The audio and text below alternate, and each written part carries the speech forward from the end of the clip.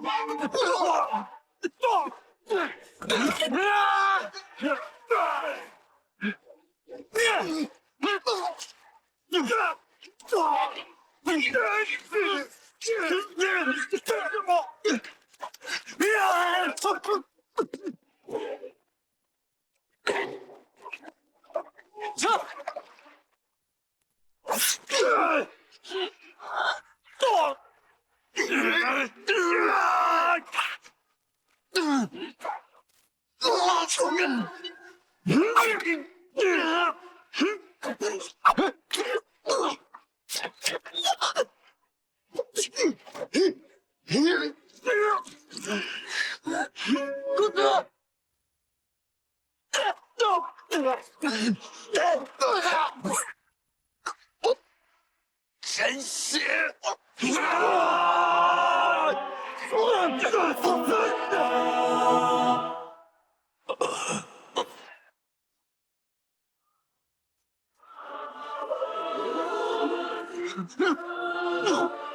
师兄！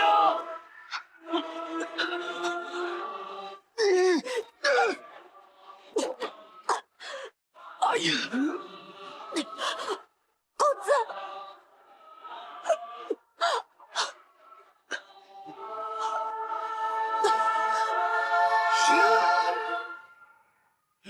哎呀！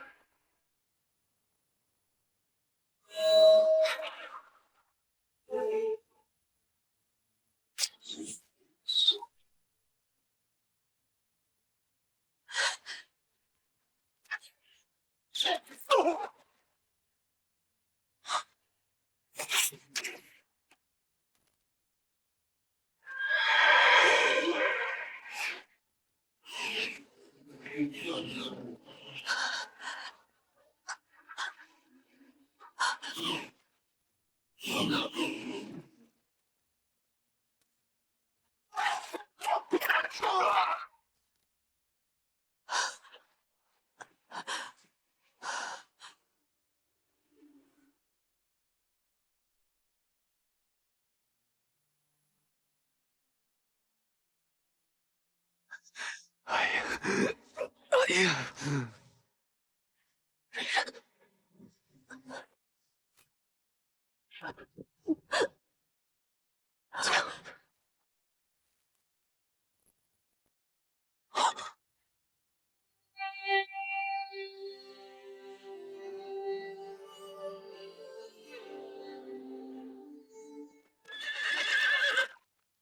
这样，上，给我上！不能上，不能上！这西军来了，是李逆，李逆来救人了。什么？就是李逆！公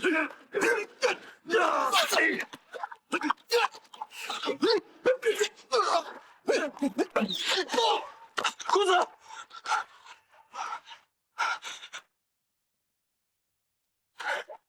走。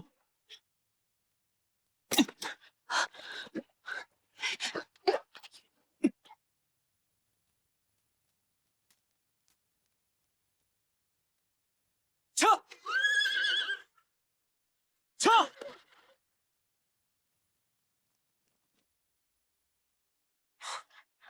怎么回事？你怎么把他带回来了？快把军中医师叫来！快！啊？那你受伤了吗？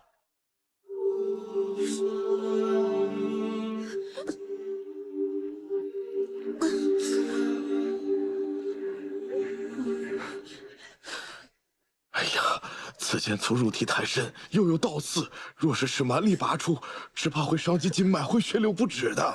现下只能将剑粗细细挖出。老夫已经老了，手不稳，不敢挖呀。没事，我懂医术，我来吧。可是此法极其痛苦，怕这小娘子承受不住啊。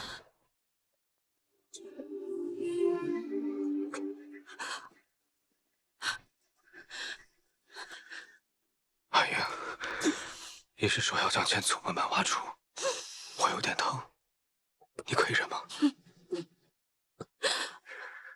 有我在，你一定不会有事的。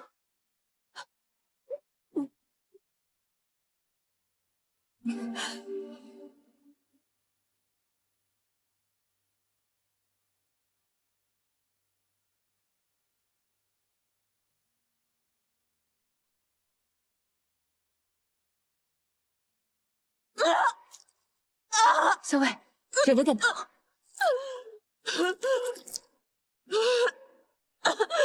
忍一下，马上就好了。快了，快了！咬住，咬住！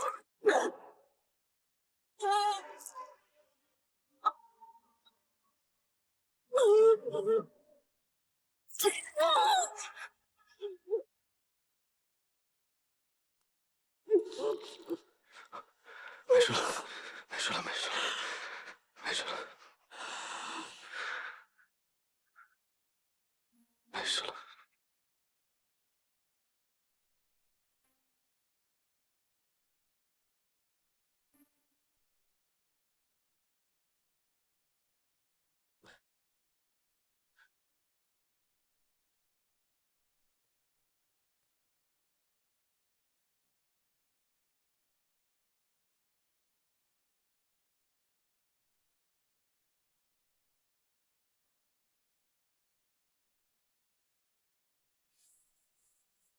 你干嘛鬼鬼祟祟的，想偷亲我？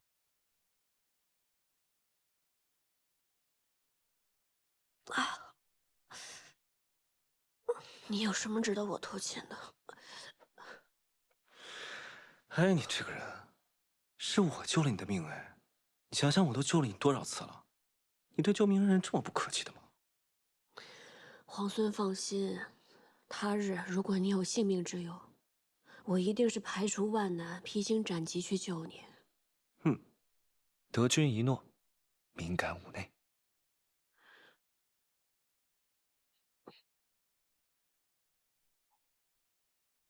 你是怎么知道有人要伏击我们的？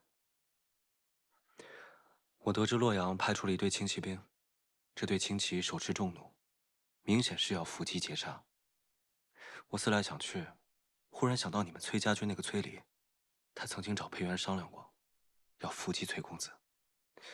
我想那个崔离未必不会跟其他人联手，对崔公子下手。对，崔离，肯定是他。也不知道他用了什么法子，竟然能让洛阳的人借兵给他。崔离既然要杀崔公子，那必然得找一个人栽赃陷害，只为凶手。我近在潼关，又是镇西军主帅，不就是最好的人选？想必他也是用了这个法子，去说服我的兄长们借兵。你的兄长，他们竟会如此行事？他们糊涂愚蠢，自然容易被人利用。这世间事不外如是。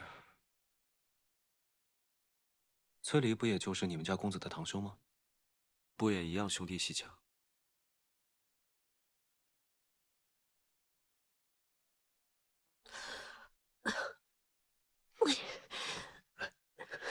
不好，瀛州之事肯定更为蹊跷。公子呢？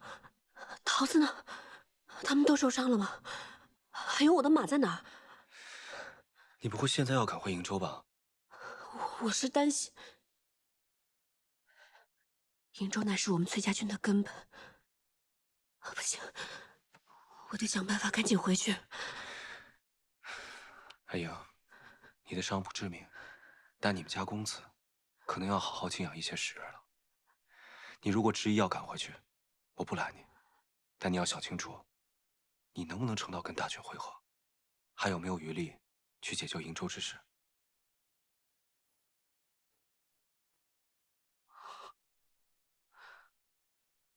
别着急，事已至此，不如我们想想，还有没有别的办法？嗯。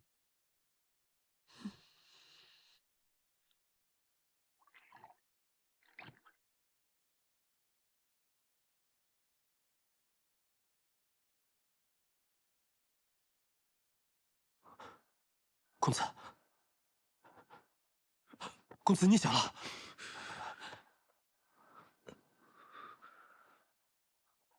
阿莹呢？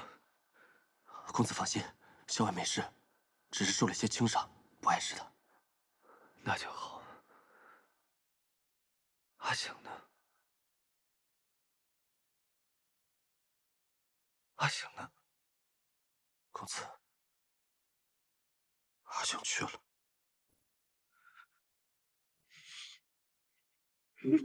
公子，你别难过，护卫公子是我们的职责。但是现在，阿醒不在了，阿醒真的不在了。公子，阿醒也不像你这么难过。我与阿醒都是没人要的孤儿。若不是公子和校尉收留我们，让我们留在崔家军，哪有我们的容身之处啊？能为公子而死，阿醒不会后悔的，我也不会后悔的。我不许你说这些话。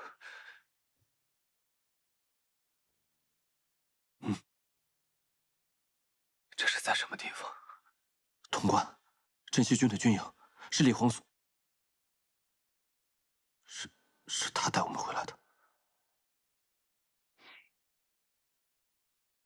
李逆，公子，你先好好休养吧。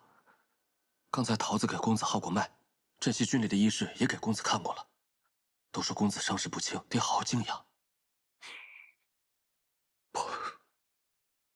我不能待在这里。公子，时机从权，咱们得先养好了身体，再做计较。此去瀛州还有千里之遥，若是公子不保重，那才是伤了根本，全盘皆失。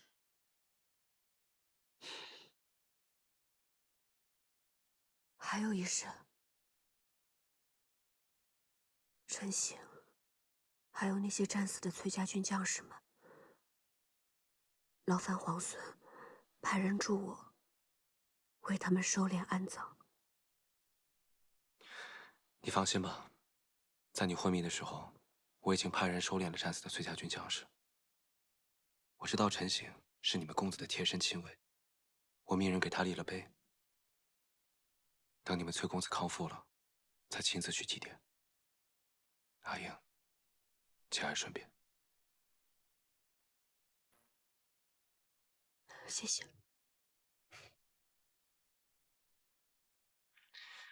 好了，既然醒了，就该吃药了。桃子千叮万嘱，让我千万盯着你吃药，免得伤口化脓。好苦啊！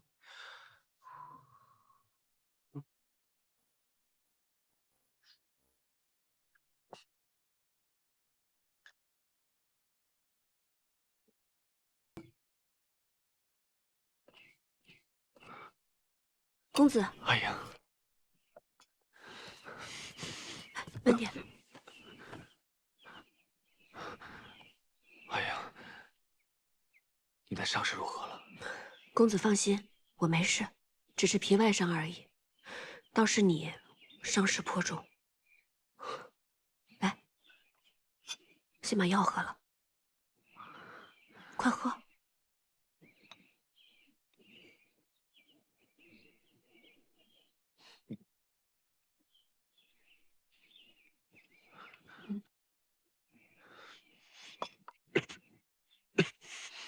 阿英，我的伤没关系，我们速速会合大军，回到瀛州去，好不好？不行，公子的伤势我已经问过桃子，还有那些医士了，他们都说务必要好好休养一段时间。阿英，便是养伤，也不能在此处养伤啊。你看，这是镇西军所在。李逆又扣留了你我怕他早有谋算。现在瀛州的情况十分危急，你知道的，镇西军自取洛阳，便已手握大半山河。他又对我们崔家军有隙，我怕他。镇西军不会如此行事的。你是觉得镇西军不会如此，还是觉得李逆不会如此？孙敬未除，镇西军又是秦王之师，无论如何，镇西军也不会对我们崔家军如此行事啊。孙敬已危入累卵了，东都已失，潼关已破，他的10万大军又在南征百越。李逆若剑指西长京，孙敬他除了固守别无他法，他现在唯有进军而已。李逆若攻下西长京，到那时候，便是要取你我之首级，去胁迫父亲，胁迫崔家军。公子多虑了。莫说西长京现在是固若金汤，即便是有一天李逆攻下了西长京，他也不会对我们崔家军如何的。你这是被李逆下了迷魂汤！你难道要是崔家军的安危、父亲的安危不顾，如此一意孤行，要去轻信一个口齿轻薄的小人吗？公子，我是就事论事。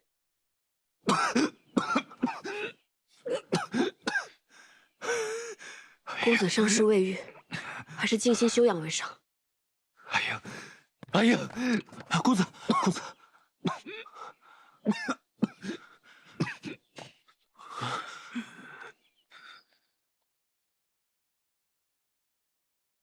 小伟，虽然这秘制的伤药极佳，但你这伤口还是得留意，千万要忌口，不然你会留疤的。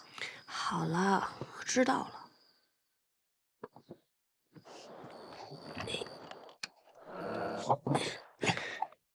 好端端的，为什么要翻窗户进来啊？哎，刚刚进来的时候撞见了桃子，他又不让我带外食，于是我只能翻窗了。你看我给你准备的什么？堂堂皇孙，我还以为是什么宝物呢，就是几张烙饼啊。其实呢，还有一碗肉想让你卷饼吃。不过我刚才在窗外听见桃子说你要忌口，不能吃荤腥，于是我就把肉吃了。你呢，就凑合凑合吃个饼吧。这饼有什么稀奇的，还值得皇孙巴巴拿来？稀奇嘛，倒也没有，只不过知道你食欲不佳，特地为你烙的。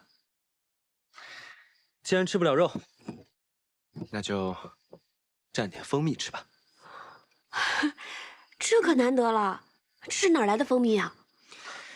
下午啊，我在山边岩石下发现了一个蜂巢，于是我就跟老鲍去把它给摘了。这碗蜂蜜啊，够你吃好些天了。你养伤要吃药，吃药苦的话，你就就着蜂蜜一起喝吧。嗯。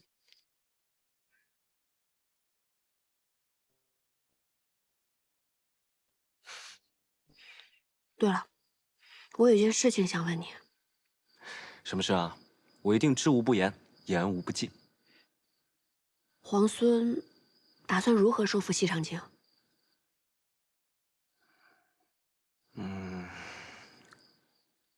如果我告诉你，我一筹莫展，你信不信啊？我信啊，换作是我，我也会一筹莫展。西长京乃国朝京都，太祖征10万民夫，修筑16年，固若金汤。孙敬，当世名将，曾经3征高济，他守城的本事，可比咱们攻城厉害多了。何况攻城本来就比守城要难得多。而且，孙敬这个人冷酷凶残，几乎无懈可击。你说，我能不一筹莫展吗？现下他派大军征战百越，又派大队人马北上瀛州，其实他可用之兵并不多。那也有10万禁军，留着守城之用啊。禁军原本是天子亲将之师，可以动摇吗？当初就是禁军反了，要不然孙敬能凭一己之力颠覆朝纲，弑杀先帝，杀诸王吗？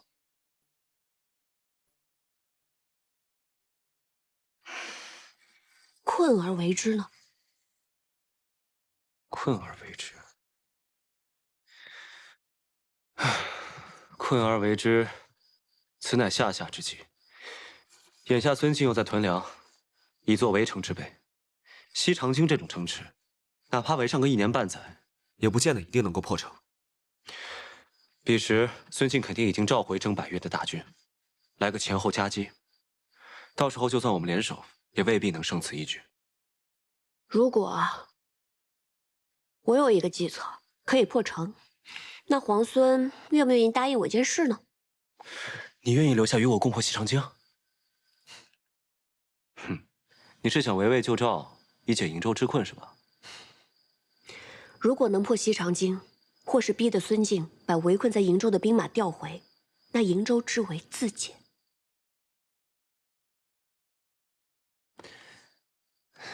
我答应你，就算你对我提10000件事，我都可以答应你。皇孙还真是唯见眼前之列。要是我不能破城，那你就什么都不能答应我了。那倒也不是，你若不能破城，我可以答应你9999件事，但你却要答应我一件事。什么事啊？现在还没有想好，等我想好了，你再答应我也不迟。怎么这么古怪的说法？我总觉得你在谋算些什么。你放心，我不会让何萧为你为难的。那我这件事也不会让你为难。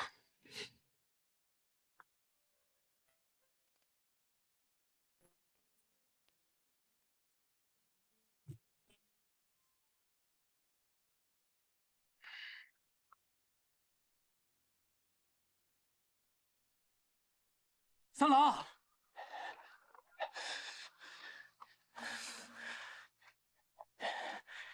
事后探讨了，崔林与何氏被李逆所救之后，正在潼关休养。好不容易伪造了伯父病倒的密函，还将崔林、何氏2人骗出中军，想一举击杀。谁知道冒出来个李逆，现在2人龟缩于潼关，我们是一点办法也没有。好你个李逆，要完好事！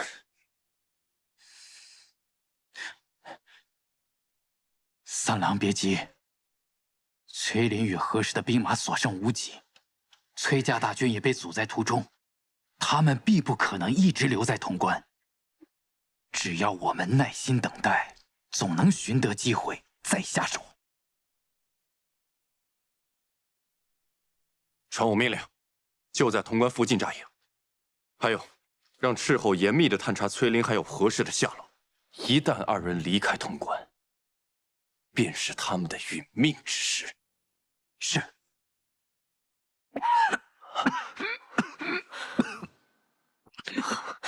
公子，公子，公子，你倒不如哪怕他把我杀了。你听我说，如果能和镇西军一起携手破城，那瀛州之围立时便解啊！镇西军不可轻心，况且西长京，一旦有人知晓你的身份，那是何等凶险的事！公子，孙敬他素为当世奸雄，但他孤傲自大，他绝想不到我和李逆敢独自潜入西长京的。那也不可，万一……如果西长京事起，那瀛州之围必解。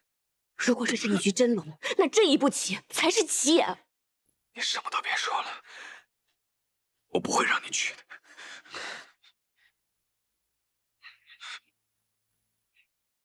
公子心系瀛州，但又担忧我的安危。可我居意已决。公子你放心，就算誓不协议，我也定能安然而返。阿莹，我出言恳求，你能不能不要走？公子，阿莹，我实在是担忧你。你若是失陷在西长京，你要我怎么见父帅？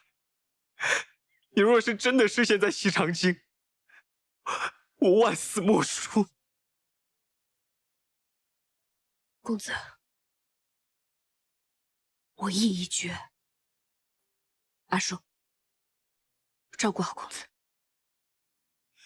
阿莹，公子，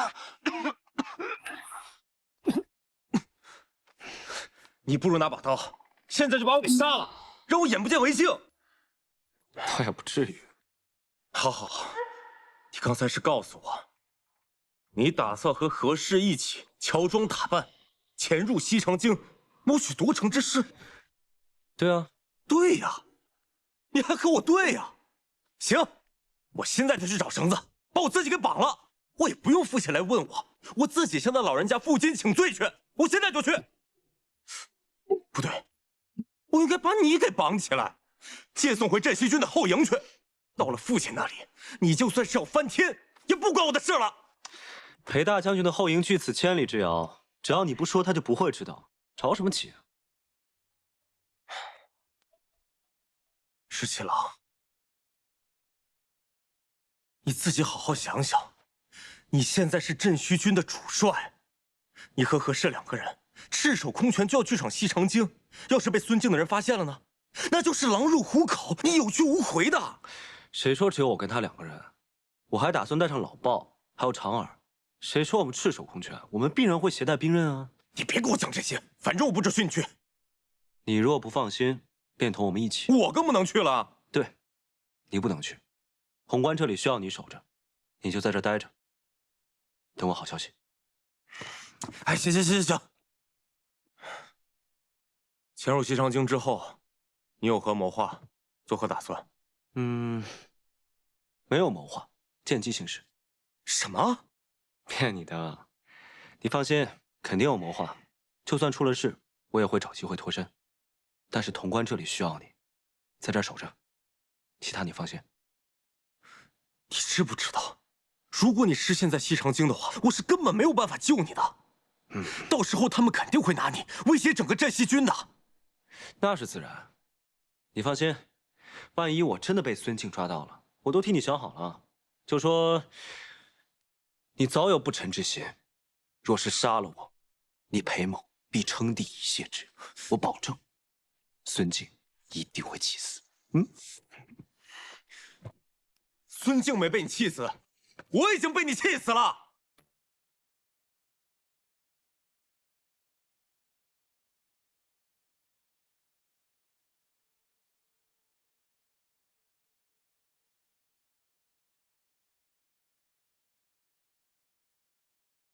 小姐，皇孙殿下来了。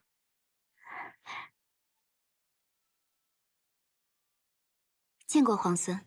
顾小姐客气了。秋翠，快倒茶。顾小姐，此番前来有一件事情想要拜托顾小姐。皇孙客气了，如有所命，无所不从。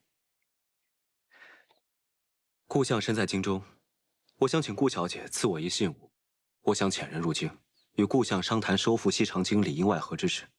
若无信物，恐怕难以取信顾相。皇孙既要遣人入京，想必是心腹之人。既然如此，也不需什么信物了。婉娘愿亲身前往。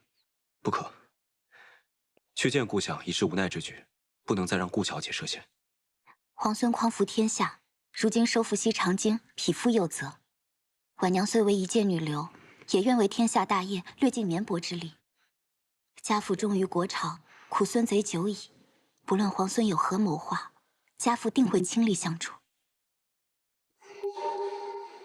潜入西长京，一旦被识破，便会危险重重。皇孙想必会让谢大哥、鲍大哥诸人入京，他们都是久经沙场、机智勇猛之人。婉娘扮作家眷，料来无妨。便是万一出了纰漏，婉娘定会自裁，绝不连累众人。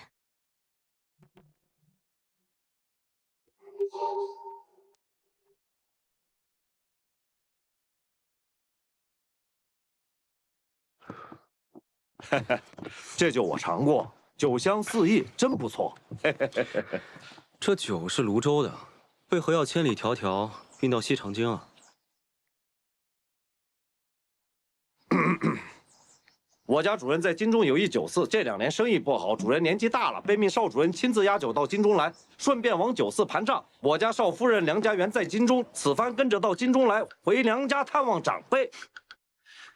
哎，石七郎，这此前计划的好好的，只有何校尉一人扮作女眷，现在突然多了一个顾小姐，那我该怎么说呀？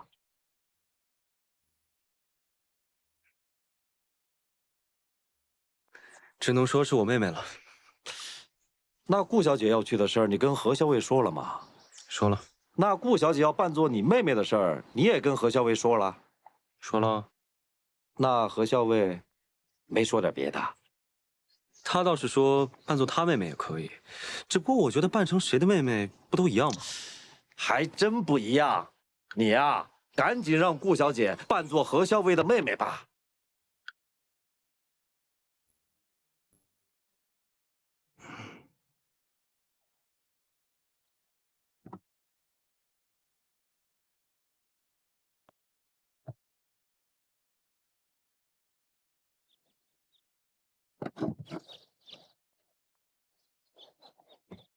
何校尉，你也去？是的，皇孙说顾小姐是主动请缨，令人敬佩啊。这是应为之事，何校尉过誉了。你我扮作姐妹，路上不用多虑，见机行事便可。准备出发了。皇孙也同我们一起坐车吗？不用了，我骑马，劳烦二位坐车了。这。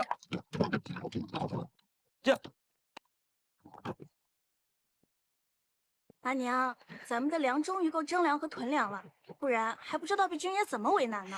幸好啊，把你说给了徐家三郎。这城里一下令屯粮啊，徐娘子立刻派人捎信儿过来，说给咱们准备了粮食，还说呀，要不是徐三郎去途州犯部了，怕是要让三郎把粮食给咱们送进城呢。徐娘子啊，对你这么上心，将来定是位疼你的婆母。阿娘。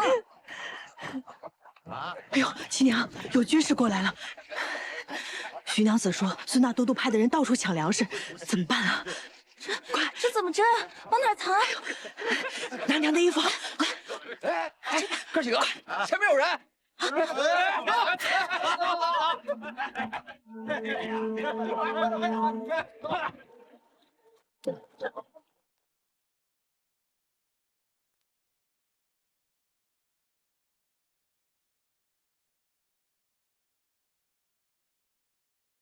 顾小姐想问什么就问吧。你袖中剑上淬了毒吗？有毒，但也有解药。婉娘只是好奇，何校尉身为女郎，在军中自然有诸多不便，可是英气勃勃、从容洒脱，是如何做到的？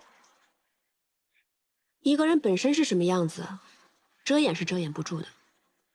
我本来就是这般样子，不加掩饰，自然也就洒脱了。世上诸般有所求，自然也会为之所困。顾小姐是个聪明人，肯定也是明白的。谢何校尉指点。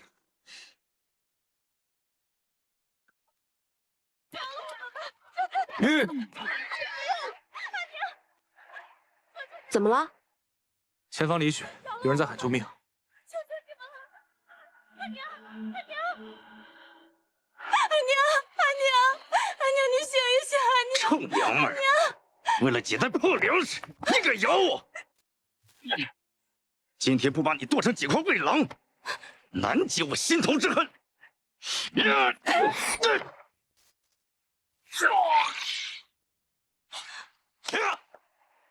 嘿，你爷爷我在这呢，吃爷爷一掌！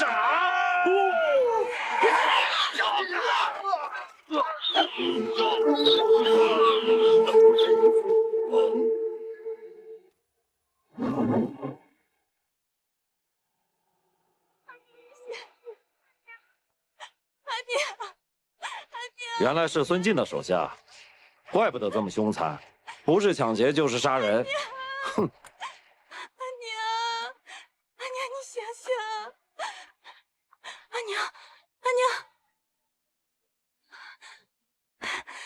阿娘，你醒了！阿娘，阿婶，你没事吧？啊，对，是这些义士路过救了我们。多谢各位义士救命之恩。阿婶，不用客气，我们也是路过，路见不平拔刀相助。那些人也太坏了，不光抢你们东西，还滥杀无辜。那些可都是军士啊，恐怕会有麻烦。各位义士，快快离开，到时候就说是我老夫人发疯，才打伤了军士。阿娘，没事的，那些坏人都死了，义士们把他们都埋了，还在上面铺了草。阿婶，没事的，你们就放心吧。为了救老夫人和小女，打伤了军士。倘若是被外人知晓，可是要被官差抓去凌迟的呀。阿婶，你放心，你不说，我们不说，不会有人知道的。阿婶，天色已晚，快带小娘子回家吧。啊，几位义士，请收老夫人一半。不用不用，快起来，快起来，阿婶。几位义士，那车上都是粮食，义士救了我们母女的命，那些粮食就送给你们吧。不用了，谢谢阿婶。我们出门都带着干粮，你们赶紧进城去吧，再晚就进不去了。来，阿娘。那就多谢各位义士救命之恩，多谢义士。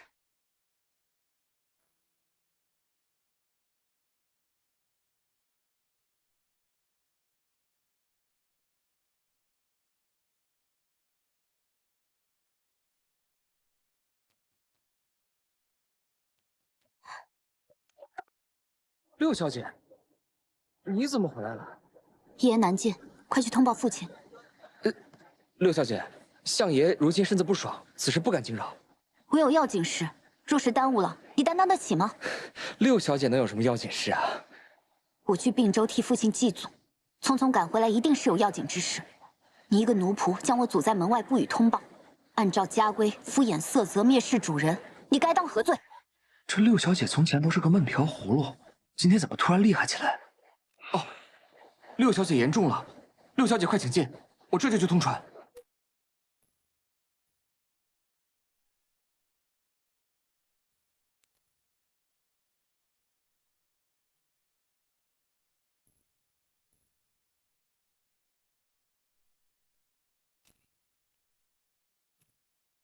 你是说17皇孙遣了得力之人，希望能见我一面？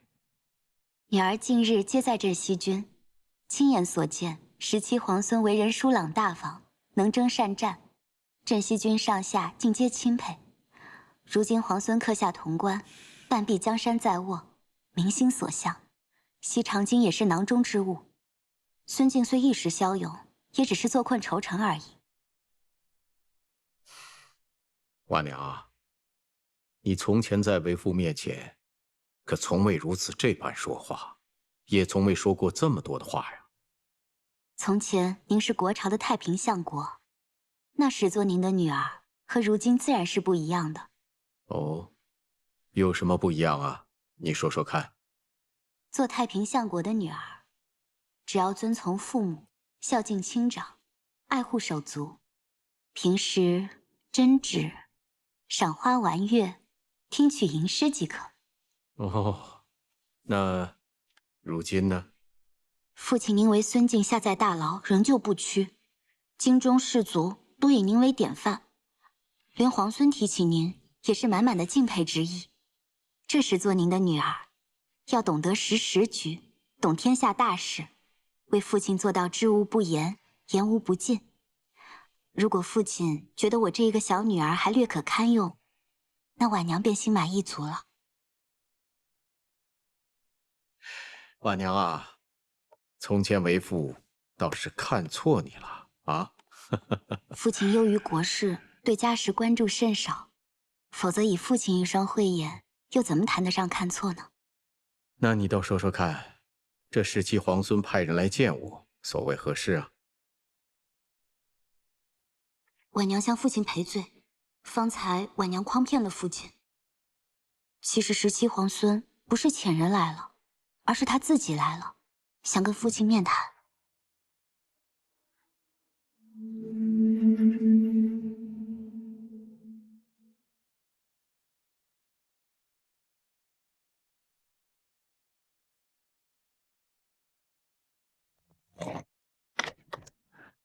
顾小姐。见过皇孙。顾小姐客气了，约我到此，可是顾相答应相见？是，婉娘回家后向父亲说明了，皇孙已经进城，父亲十分欣喜，只想立刻亲身来见皇孙。可是父亲出狱后，孙敬一直派人严密监视。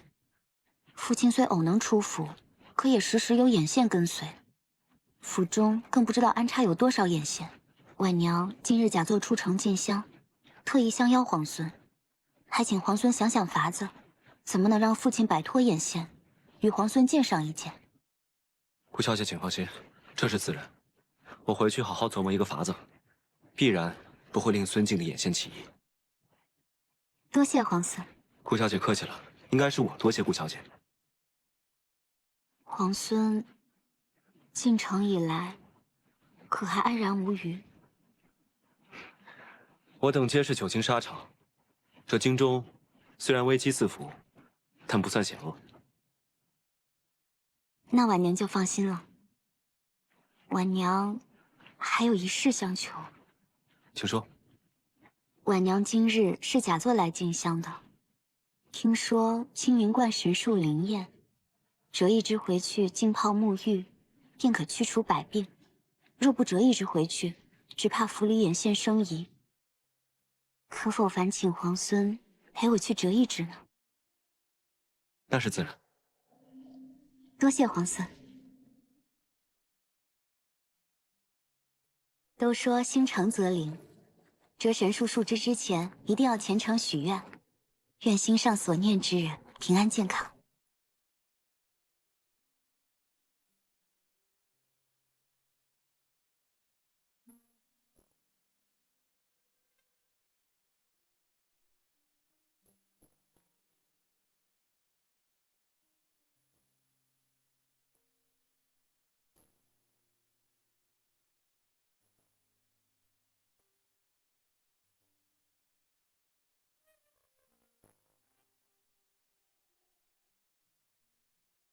是这只吗？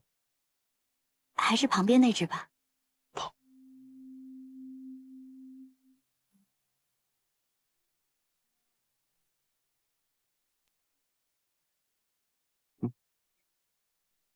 今日就多谢，真是多谢郎君了。无妨，顾小姐，以后叫我17郎就行。好，17郎。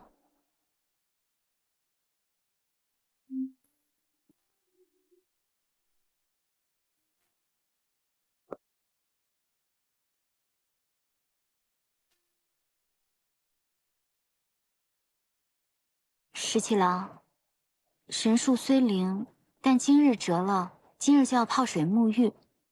你若是想拿回去送给梁王殿下，恐怕有点来不及呢。我想送的人就在这城里。都说这城外青云观的神树很灵，我一看，原来就是平婆树，枝叶确实可以镇痛驱毒。啊，我已经吩咐了店家，给你准备了1大桶热水，待会儿用它浸泡沐浴，对你的剑伤有好处。你去城外了？顾婉娘约我在青云观相见，说顾相现在可以出府，但不能出城，而且府里府外遍布眼线，他现在每出门都会被人尾随，所以我们要相见的话，就一定要想好办法。我倒是想到了一个好办法。这么快就有好法子了？那不得很快想出一个法子，好报你这折枝之恩啊！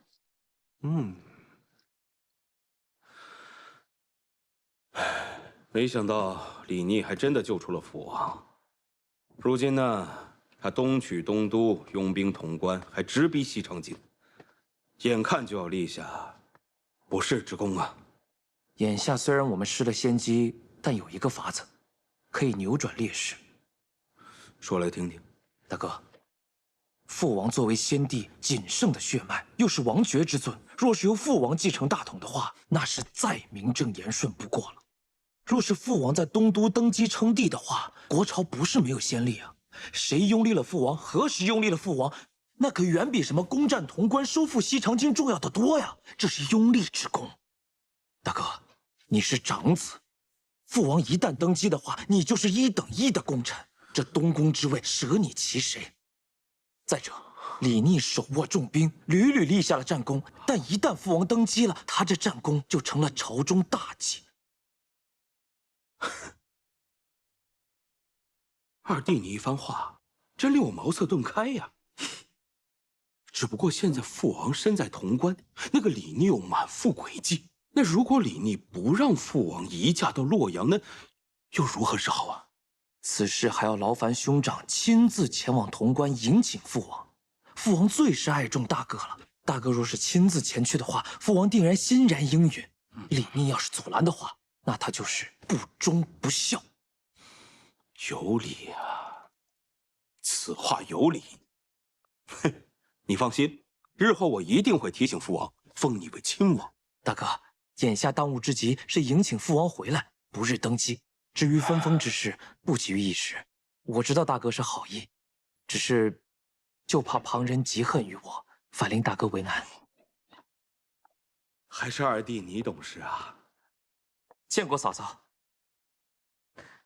夫君、二弟，我命厨房炖了些汤羹，你们忙了一日，多少用一些。谢过嫂嫂，天色已晚，就不打扰哥哥嫂嫂了。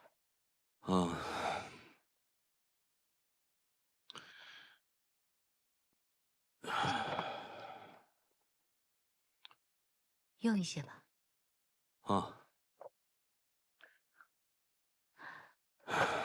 今晚二弟和你聊了许久，是不是出什么事了？没有什么，你不必多虑了。要是三弟在此处就好了，你们兄弟3人能够彼此扶持，有事啊也可以有商有量的。你这三弟长三弟短的，你把他当亲弟弟，他可未必是这么想的。其实三弟的心里一直很敬重你的，这否则也不可能让出洛阳。他那是心甘情愿让出洛阳吗？他是为了抢潼关攻西长京而已。你看他表面上一副谦恭的样子，实则呢是在处处抢占战功。你就是刚嫁过来的时候帮衬照顾了他几日而已，千万别受蒙蔽呀。好了好了，你先回去吧，我还有事情要做。回去吧。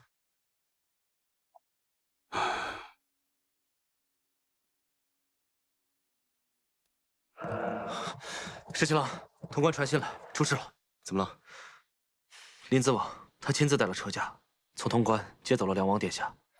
小裴将军也没有办法，只好派人送了信来。我这位兄长，真是时时刻刻都想要表现出他那份小心。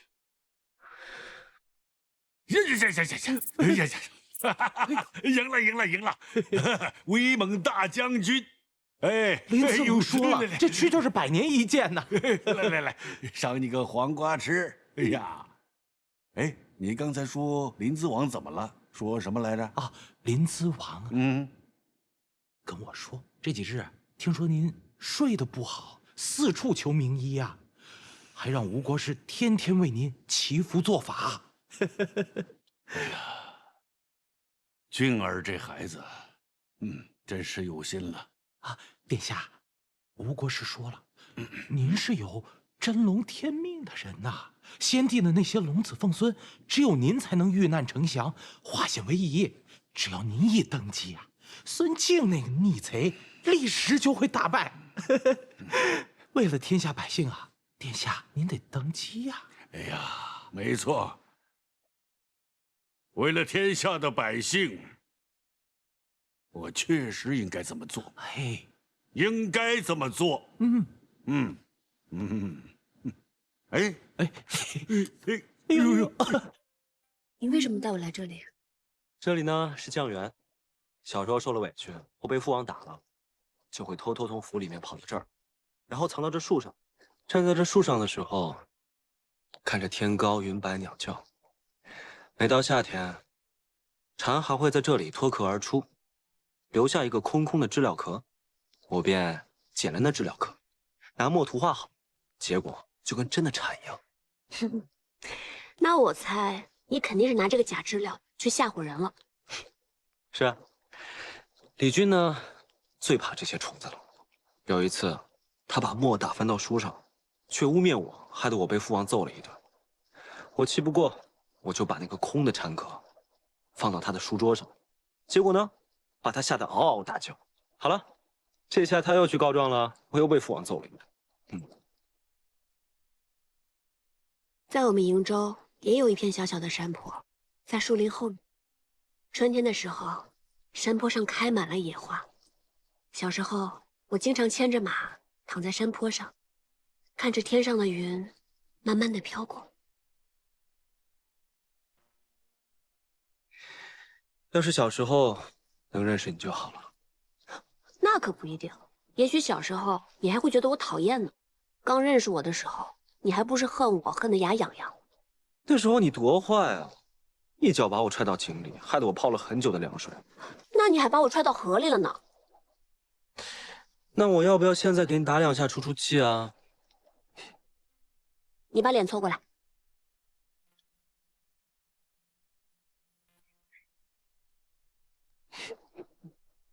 说好打不能弹的。为什么只能打不能弹？我不管，你弹了我就要弹回来。哎，你看。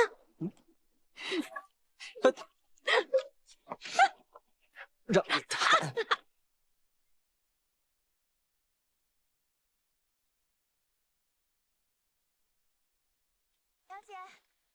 小姐，翠翠，小姐，我可算是见到你了。你怎么回来了？我不是让你留在潼关照顾梁王殿下吗？梁王殿下被接到洛阳去了，说是什么林什么我，就是梁王殿下的儿子，亲自带了兵马到潼关来接的。林子王啊，林子王把梁王殿下接走了？就是林子王。只怕这风浪又起。凭他什么风浪？小姐，你都已经回家啦。呀，这个香炉可真精致。那是父亲派人送来的。老爷对小姐这么好，那府中就再没人敢轻视小姐了。对于父亲而言，一个有用的女儿才是好女儿。咱们与顾相生议定了，明日便让顾小姐陪顾相出府。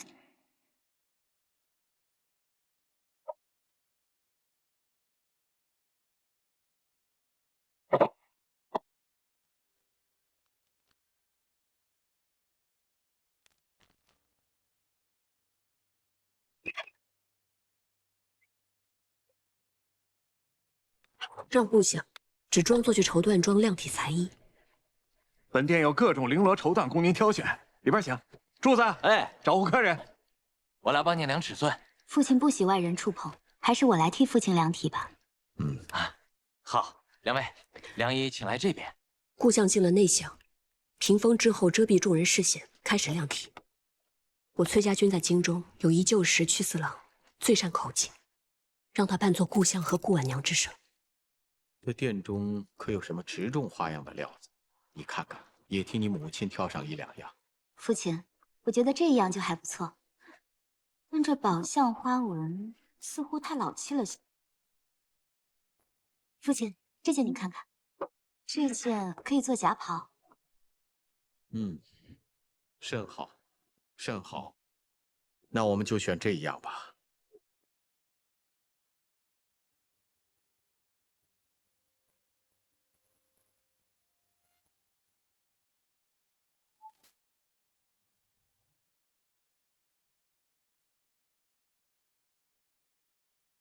顾相高义，风骨铮铮，李时期十分倾慕。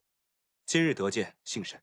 十七郎客气了，早就听闻军中传说，说十七郎少年俊彦，今日一见，果然是名不虚传。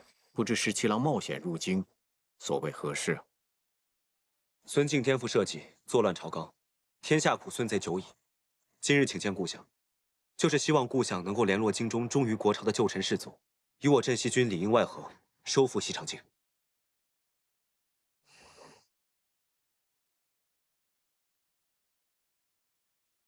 孙敬此人奸诈多疑。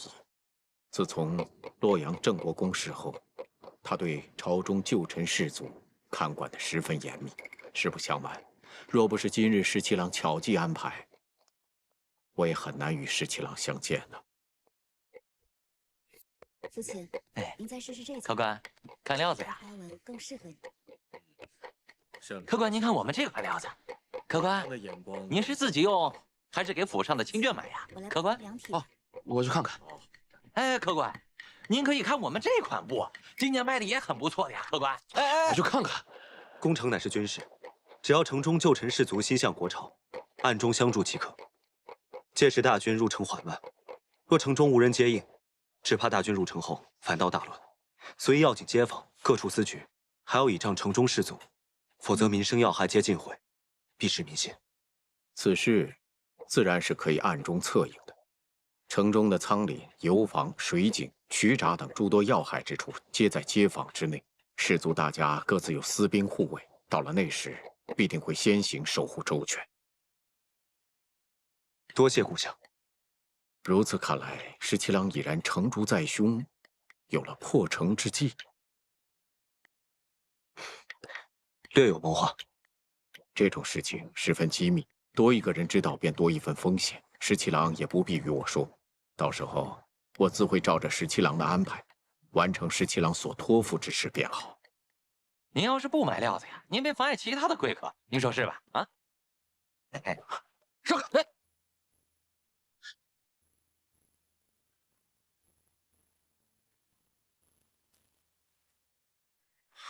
哪来的仙人？这件倒还合身啊。父亲，干什么呢你？对不住，对不住，二位客官，一时不察，让这破皮无赖闯了进来。走，走，走。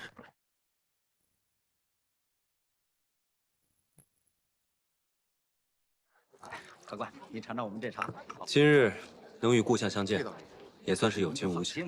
你家茶呀，还得多谢你那个继子。能得十七郎一个谢字，也算我不虚此行。清凉爽口的杨梅茶嘞，公子小姐来一壶。还记得我们那日在茅屋下与下饮茶做饭吗？当然记得了。若这一次能够收复西长京，诛杀孙敬，到那时候，我们就一起驰马乐游原。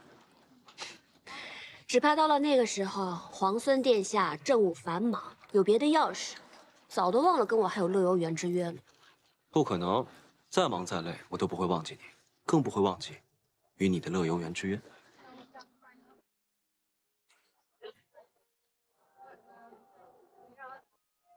天子登基了！圣天子登基了！天子登基了！圣天子登基了！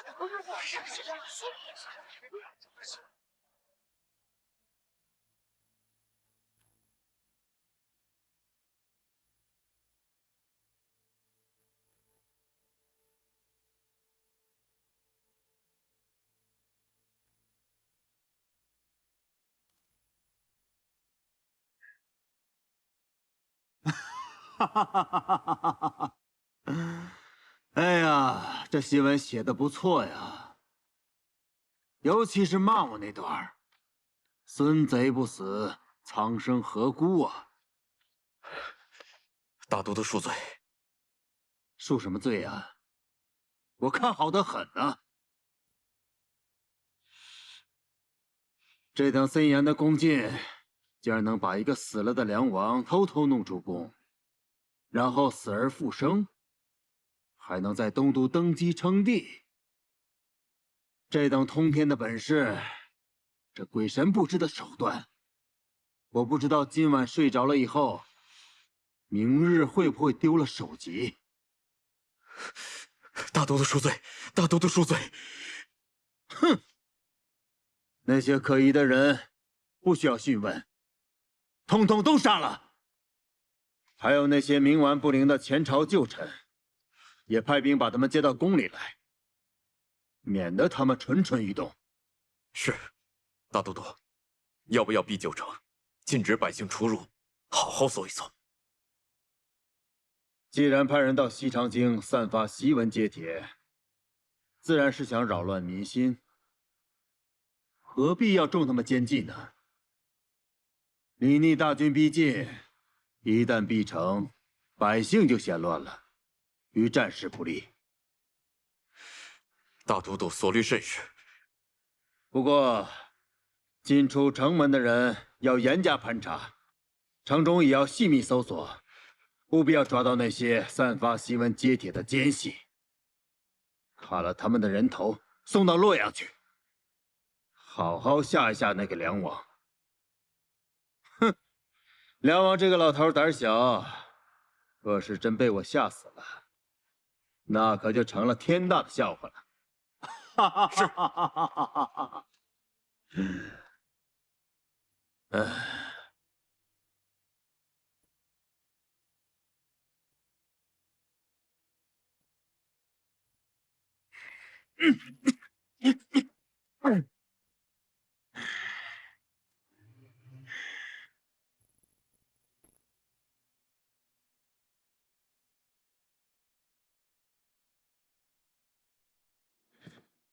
愚不可及，真是愚不可及。此时临淄王和会稽王拥立梁王登基，确实不是时候。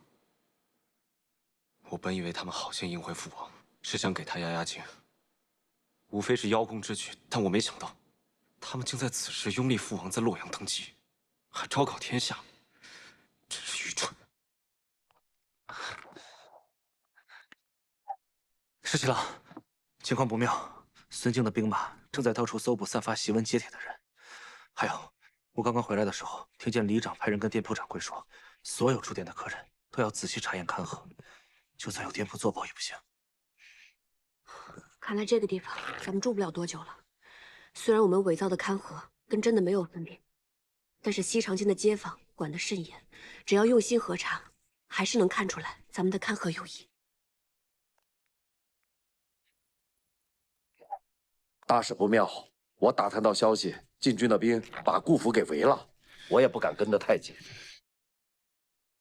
公子，公子，幸好小裴将军送来的药材十分得用，从脉象看，您的伤势已经好了7、8分了。等校尉回来，咱们就可以动身，和大军会合了。公子，什么事？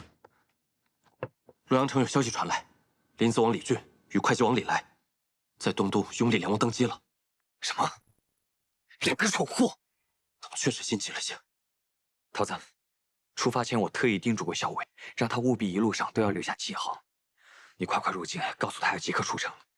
我只怕孙敬知道后会震怒，如果闭城大锁，我担心校尉会有危险。是，我即刻动身。阿叔，你赶紧去联络我们的大军，告诉他们要即刻拔营往南。如果校尉不能出城，我会拼尽所有也要救出他。是。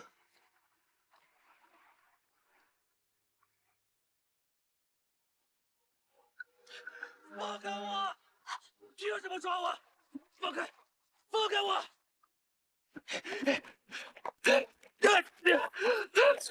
放开我！凭什么抓我？凭什么抓我？放开！我是好人啊，凭什么抓我呀？没想到你这2位兄长如此没有耐心。成事不足，败事有余。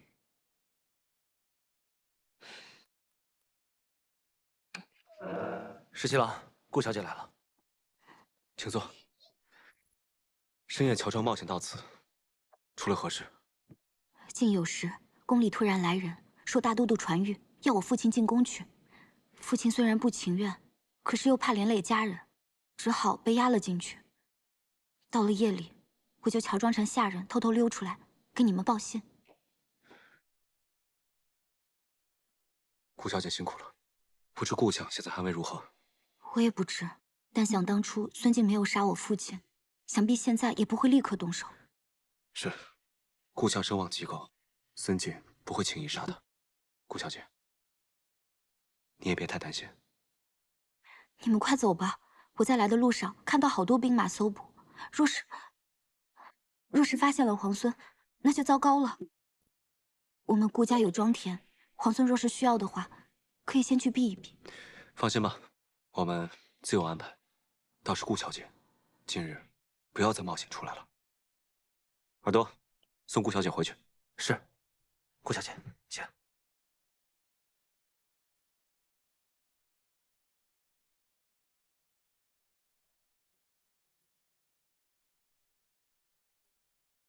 给我搜，挨家挨户都不能放过。拿着，我看看。好，还有你，知道你，站住，都是你的。怎么样？衣服呢？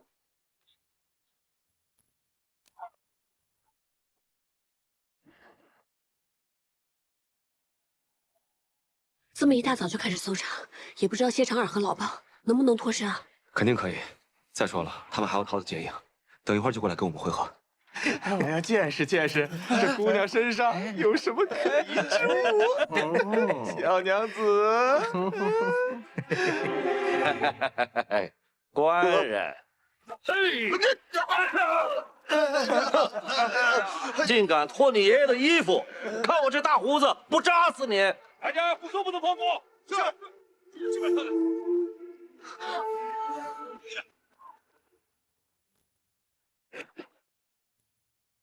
这边看看。今天让你们瞧瞧爷爷我的厉害！豹哥，闪开！闪开！豹哥，活该，活该你们！二妹，快到那边看看，快点，快点！你们去那边，是上楼看看，是走。安国，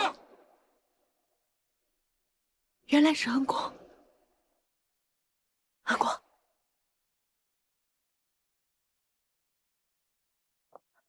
娘娘，打听到消息了。自梁王登基之后，大都督震怒，不仅在京中加紧盘查，还招来了好些旧臣，不允许他们出宫，怕跟梁王有所勾结。派去给韩将军送信的人回来了吗？传讯回来，说暂时还没有韩将军的消息。不过见到韩将军身边亲卫的尸首，想必韩将军已经携太孙暂时逃脱了。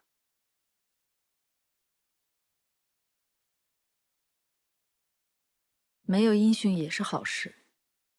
咱们找不着他们，旁人自然也找不着他们。娘娘，现在京中人心惶惶，李逆率镇西军已进潼关，想必随时都会兵围西长京。现在正在令京中百姓加紧囤粮。孙敬已经急传命令，召回征百越大军。如果大军还朝，守义攻南，李逆未必能胜啊。那我们要……这不是紧要之事，当务之急是要先找到韩将军，确保太孙无虞，想办法传信给李逆。我有重要之事与他商议。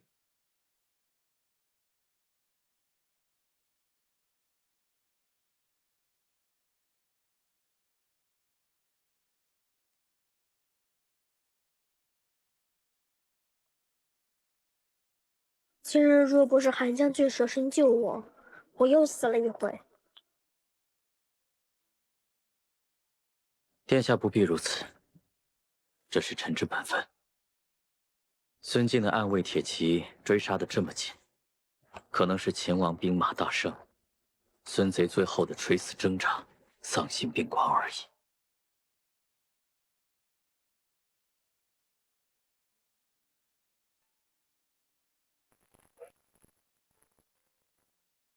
这几日狼狈逃走，时时遇险。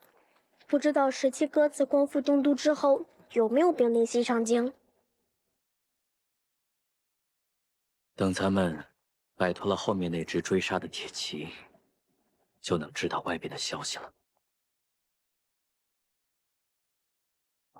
几位恩公，刚才我借着买果子去街上打探了一番，每家铺子连同驿馆客栈，都在搜寻有没有异乡人。哪怕是有官府的录音，也要被细细盘查。几位恩公，先在老夫人这儿安心的住上几日。倘若有邻里知道了，老夫人自有一番说辞遮掩。若我们继续在杨阿婶这儿待着，只怕最终会连累他们。还是等天黑了，我们悄悄翻墙溜出去吧。桃子传回信来，说盘查甚严，但幸好已经找到了校尉，目前落脚之处也暂且平安。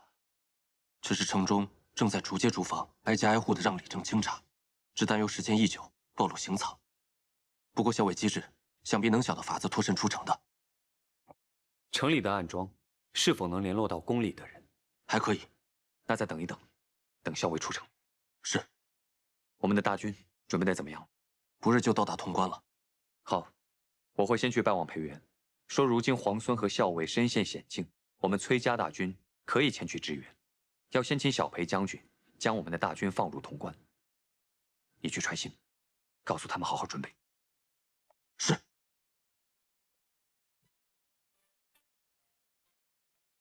我想到了一个法子，即使我们录了行藏，也不会连累杨阿婶。什么法子？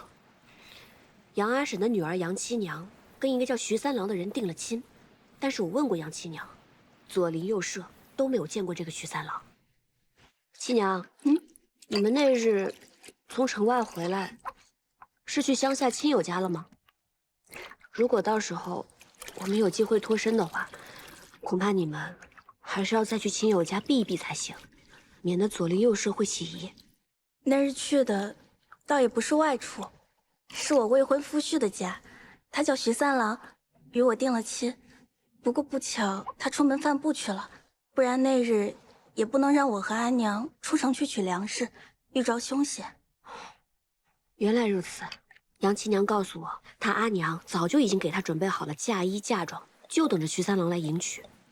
我跟杨七娘年纪相仿，身段也差不多，等到时候你扮成徐三郎上门迎亲，我就穿上喜服，盖上喜帕，到那时大家只会认为我是杨七娘。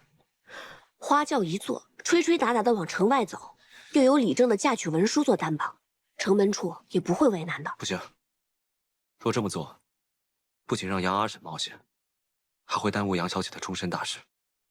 恩公救了老夫人和小女的性命，何出此言呢？此计甚妙，不过是顶着小女的名头送嫁，又何谈冒险呢？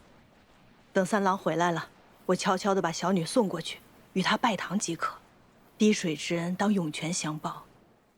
更何况，恩公曾救过我们性命，只有恩公脱险，老夫人心中才得安宁嘛。多谢阿婶相助。十七郎，咱们快快出城才是上策。如此，多谢杨阿婶。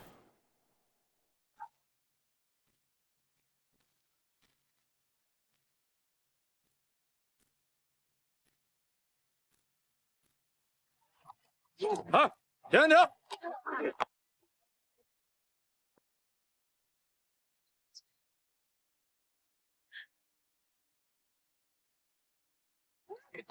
这位君爷，今日娶妻，这是李正出的婚嫁文书。城外徐家庄的徐三郎要娶杨家七娘，是，今日娶杨七娘。这是东街贺家的喜饼，给君爷垫垫饥。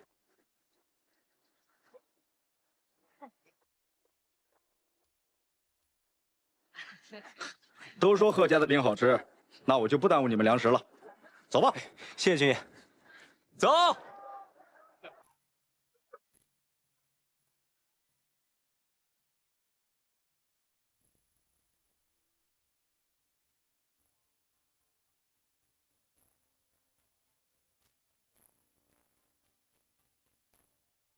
皇孙这次虽然拿了人家的衣裳，却把刚才那身喜服放在了人家院子里，这可谓是以物易物，跟之前的不问自取相比，还是长进了不少。这之前不是事发突然吗？其实我还挺喜欢穿这身喜服的。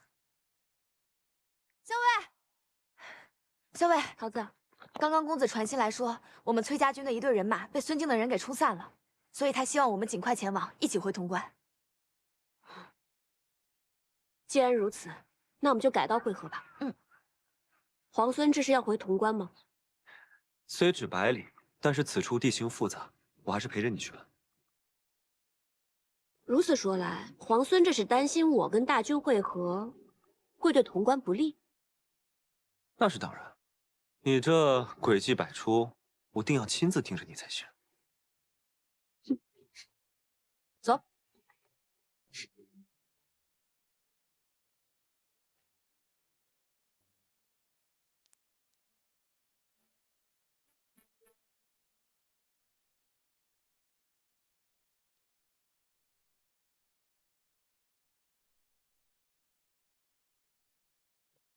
公子，桃子传回讯来，校尉已经出城了。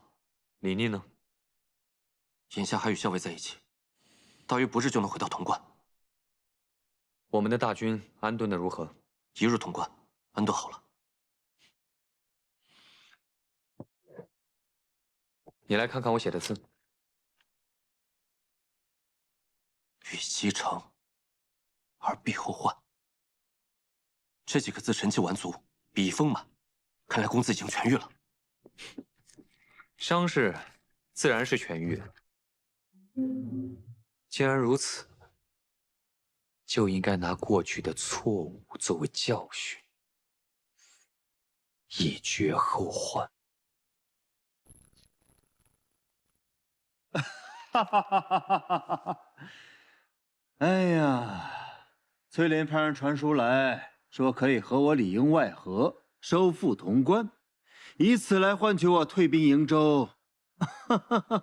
崔林乃是崔乙的独子，崔乙自出瀛州，明显志向远大，意在天下。如今崔林出师不利，在潼关养伤，传这书信来，倒是有几分情理。当年所谓国朝三杰，与我并称的除了裴宪，就只有崔乙了。崔乙那老儿自从死了老婆之后，成天像发了疯一样打仗。如今眼下这局面，他自然也不会放过这个机会。但是，就算他意在天下，也要看他有没有这个本事。崔家瀛州被围，他的这个儿子崔林不就坐不住了吗？哼！大都督，这崔林虽然言之凿凿，但他明明与镇西军颇多来往，大都督还需防着，此中有诈。这小子想在我面前玩什么花样，还嫩着呢。给崔林回个信儿，告诉他，派人跟他里应外合可以，但是必须等到潼关落到我手中之后，我才会撤回派往扬州的大军。是。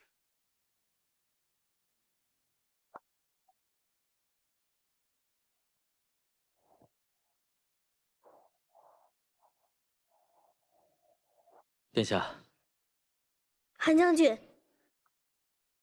此处可还住得惯吗？华阳镇甚是清静，只是这里距离西长京不远，咱们住在这里真不会有危险吗？恐怕没有人能想到，我们会选择距离西长京这么近的镇子落脚。所谓灯下黑，不过如此。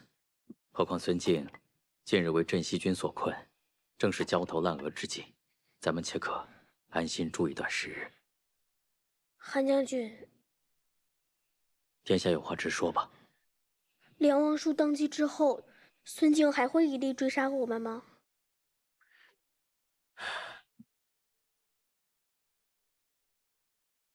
只怕比之前更甚。梁王虽然登基，但天下正统其实是在殿下您。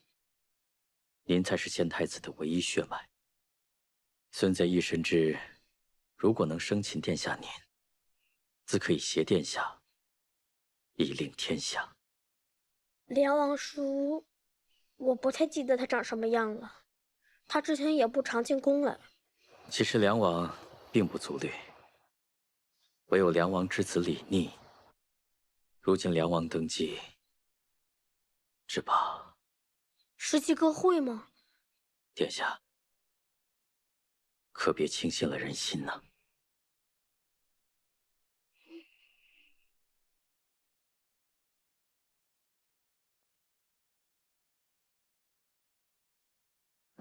给。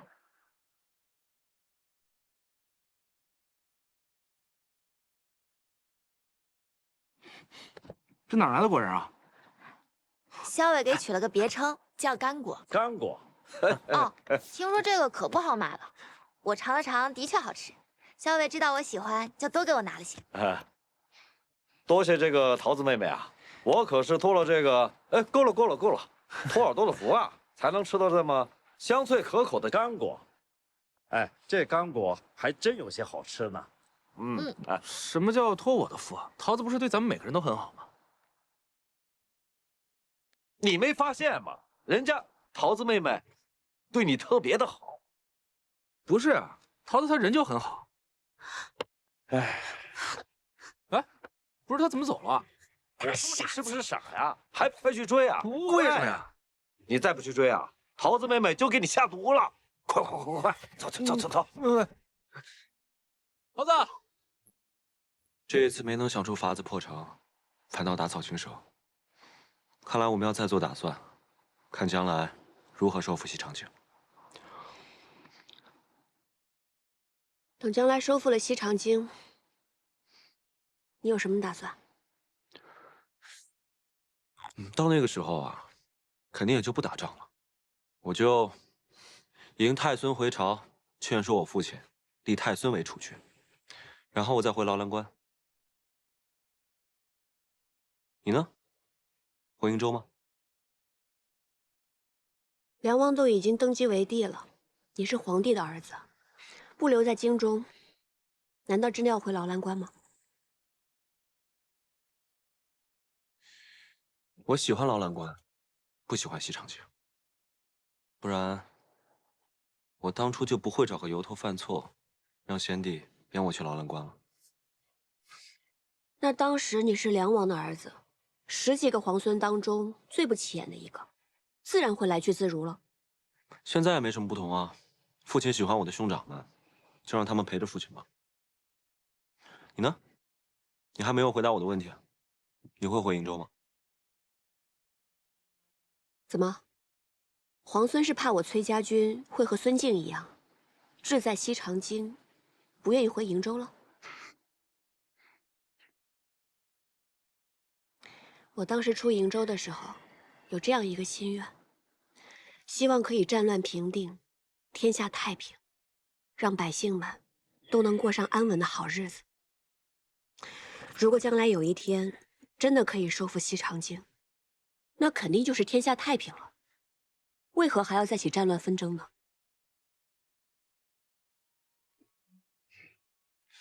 是，在下小人之心，希望校尉大人有大量，不要见怪。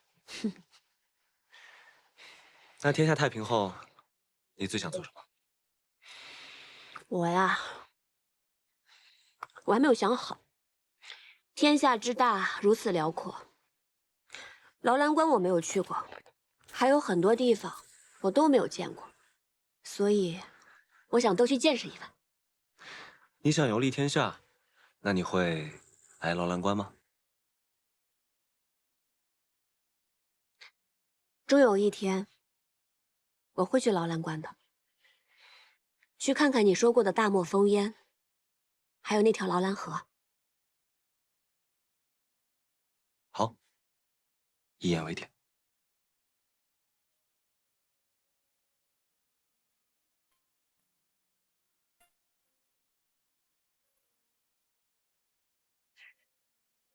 让谁对桃子姑娘，你别过来啊！你到底怎么了？君和孙敬所为吗？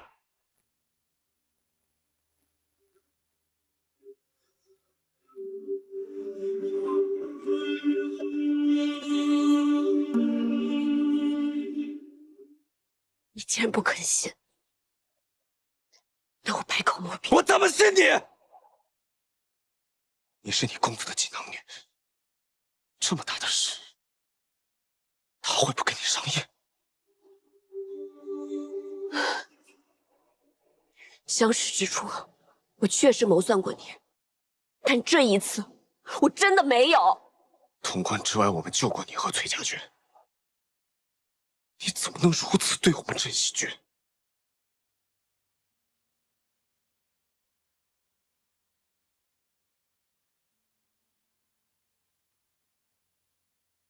站住！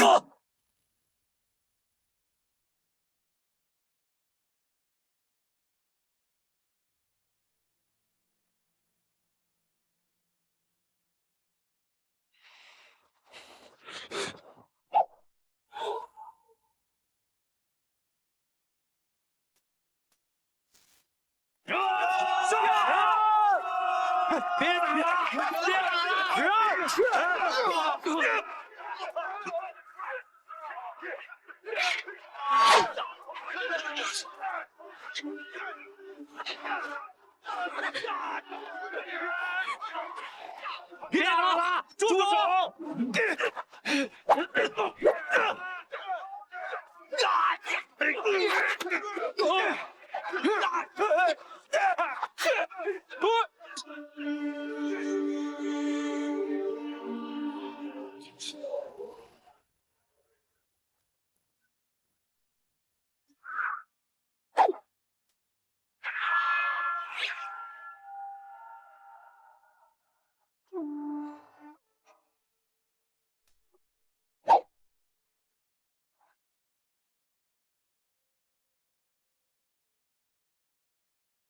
我知道我不管说什么你都不会信，但这一次，我确实不知情，也不曾谋算你。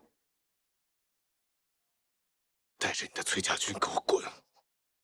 下次再敢出现在我的面前，我就劫一个，杀一个。放人！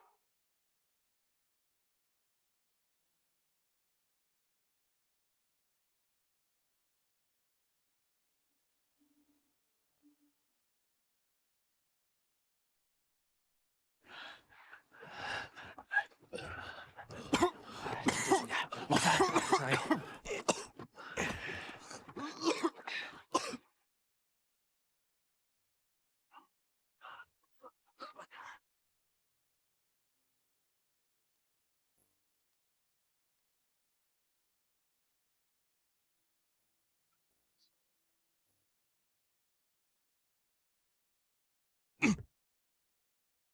自从出了劳浪馆，我没想到咱们前所未有的大败，竟是因为被姓崔的这个小人所出卖。收拢我们的人马，慢慢推向洛阳。知道。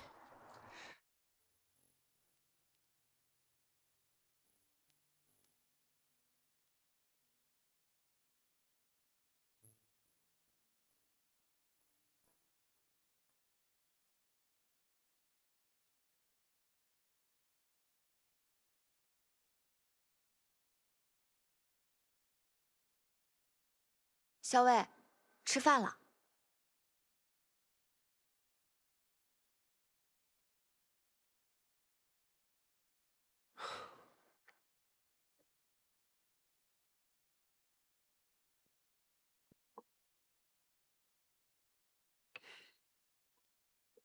潼关计事，公子定然是谋划好的。我刚刚已经盘问半天了，领队的嘴巴很严，只肯说是公子遣他们出来的，还说让他们务必要行得远一些，好将我们远远引开。其他的就一句不肯再多说了，只推说自己什么都不知道。小伟，多少吃点吧，吃完了咱们再做打算。嗯。这个李妮也真是的，不分青红皂白的就冤枉你，明明你什么都不知道，还非要说你跟公子是串通好的，真让人生气。咱们崔家军害得他们镇西军失了潼关，又折损了大半兵马，却是事实。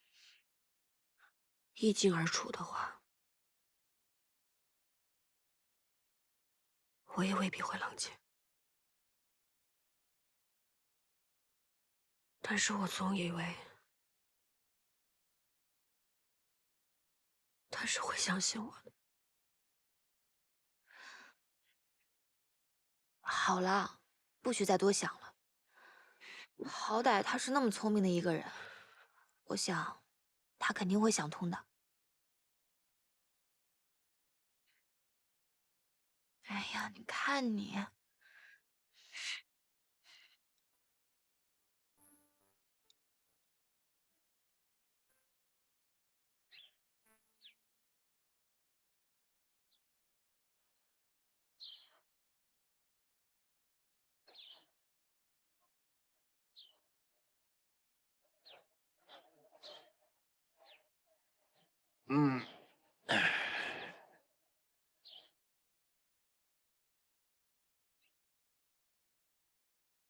石七郎，你怎么不叫醒我呀？你这可是守了一夜啊！我不困，守夜没什么。你知道，何校尉不管怎么危机百出，但他为人还是坦坦荡荡的。就算是他骗了咱们，他也不至于不敢承认吧？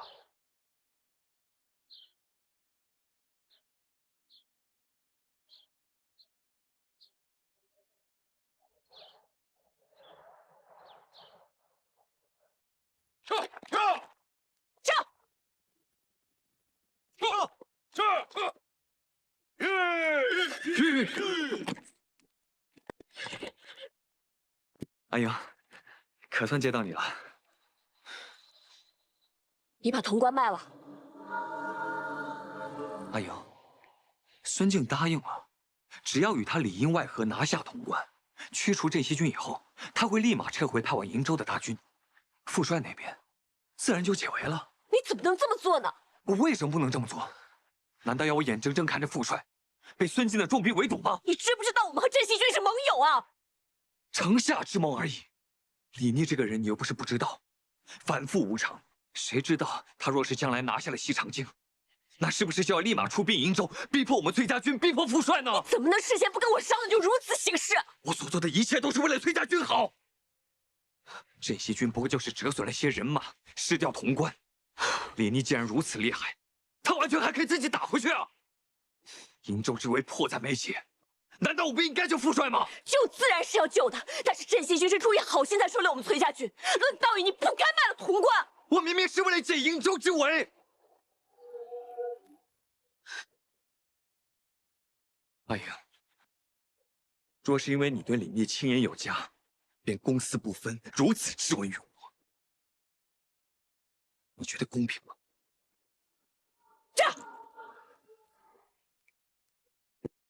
公子，叫属下追上去吗？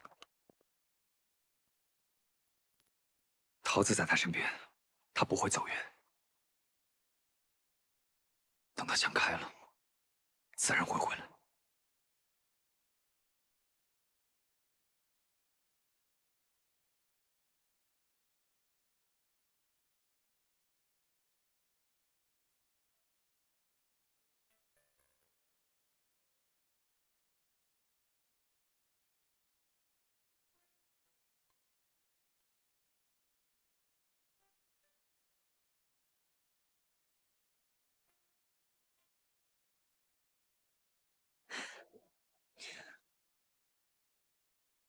小伟，要不咱们先回去吧。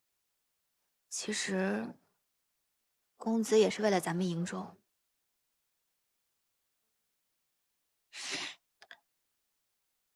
我知道，但他这样做事，分明不义。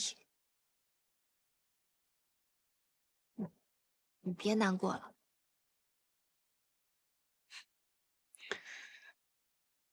我不是难过，只是……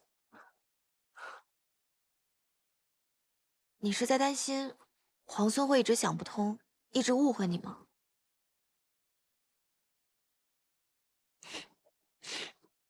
算了，以后不要提这个人了。既然他如此不屑我，那以后见面就是陌路人。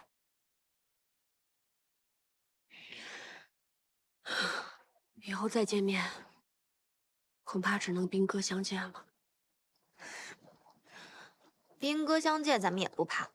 皇孙再厉害又怎么样？论带兵打仗，他肯定打不赢咱们大将军。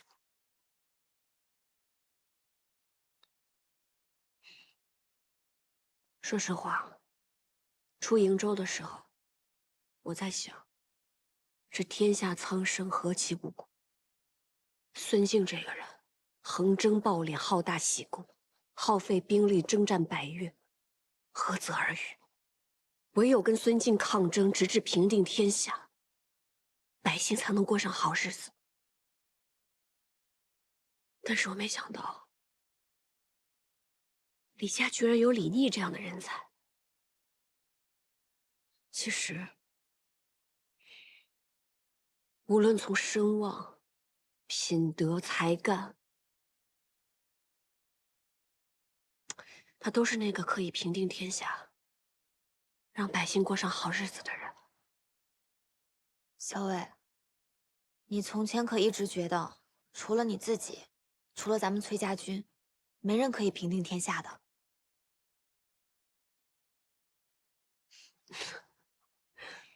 是啊，但我也没想到会遇到这么一个人。不过，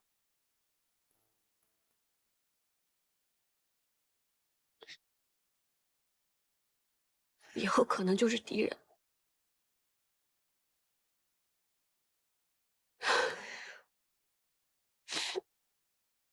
要不咱们还是先回去吧，公子一定很担心你。眼下只有先赶回瀛州了。早点回去见到大将军，大将军一定很开心。好。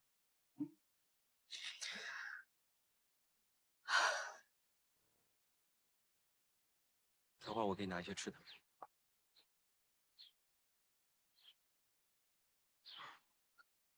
近几日陆续收拢的镇西军，还有从潼关退出来的都在这儿了。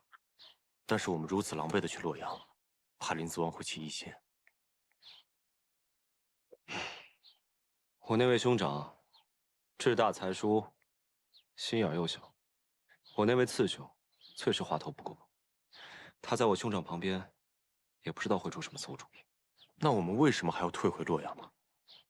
咱们既失潼关，又只收拢了这些兵马，林子王的确会起轻视之心。但只要你爹还率着镇西军后迎大军，他就不敢怠慢咱们。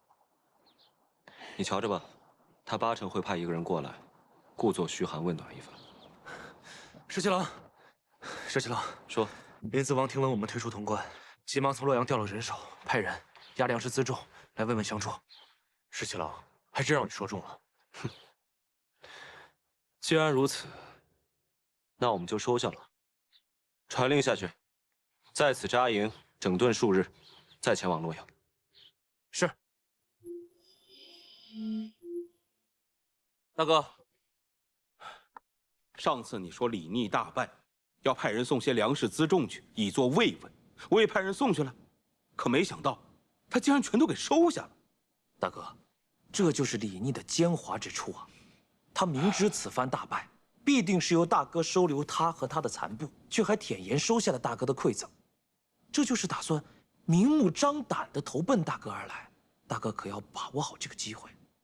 可镇西军还有数万兵马被裴宪统领着，都在后方待着呢。大哥怕什么？只要他李逆进了洛阳城，大哥可以跟朝臣商议好，问责他兵败潼关之事。如此，不是轻而易举的就能解除他的兵权吗？那要是万一裴宪不服呢？父王已经登基了，是君主，他若是不服的话，就是欺君罔上。欺君罔上之徒，人人得而诛之。此话有理，我马上让人写信给李逆。他既然大败，那就带着残兵败将速速回到朝中，今后朝中差遣。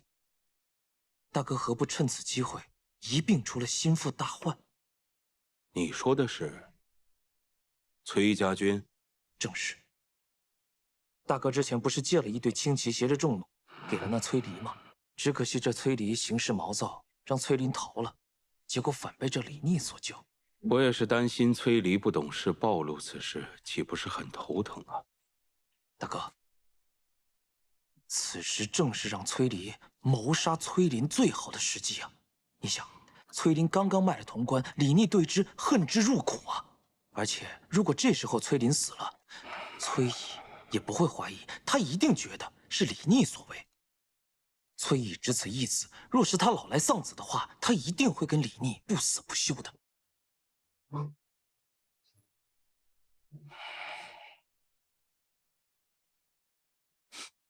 妙啊！逆弟自闻潼关兵败，心痛不已，夙夜忧叹。前番送笔出粮草，恐不足用，速带残部返东都休养。兄，林思王让我们速回洛阳，他什么意思？他大概是觉得潼关这一败，正好能失去我手中的兵权。这人打仗不行，成天到晚只会动歪脑筋。父亲指派的兵马，应该过几日就到了。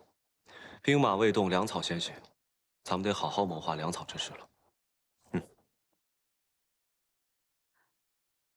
传回消息。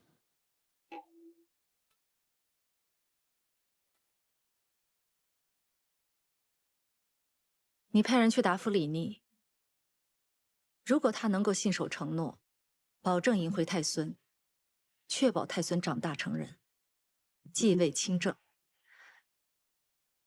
大魏回到先太子正统，我就答应了。是。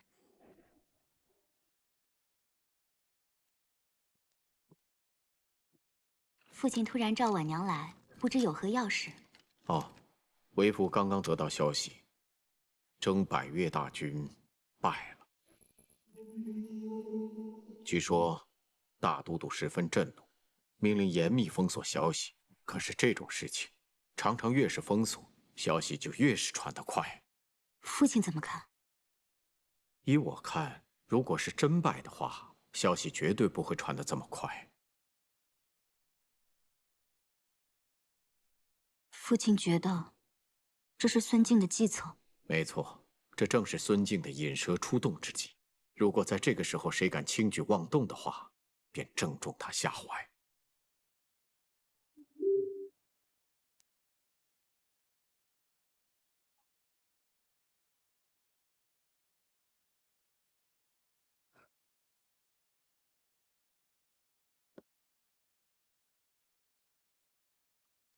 阿英，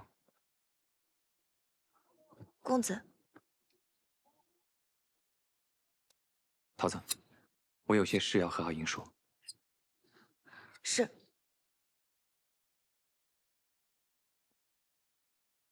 阿英，军中暗线传来消息说，孙敬征百越的大军败了。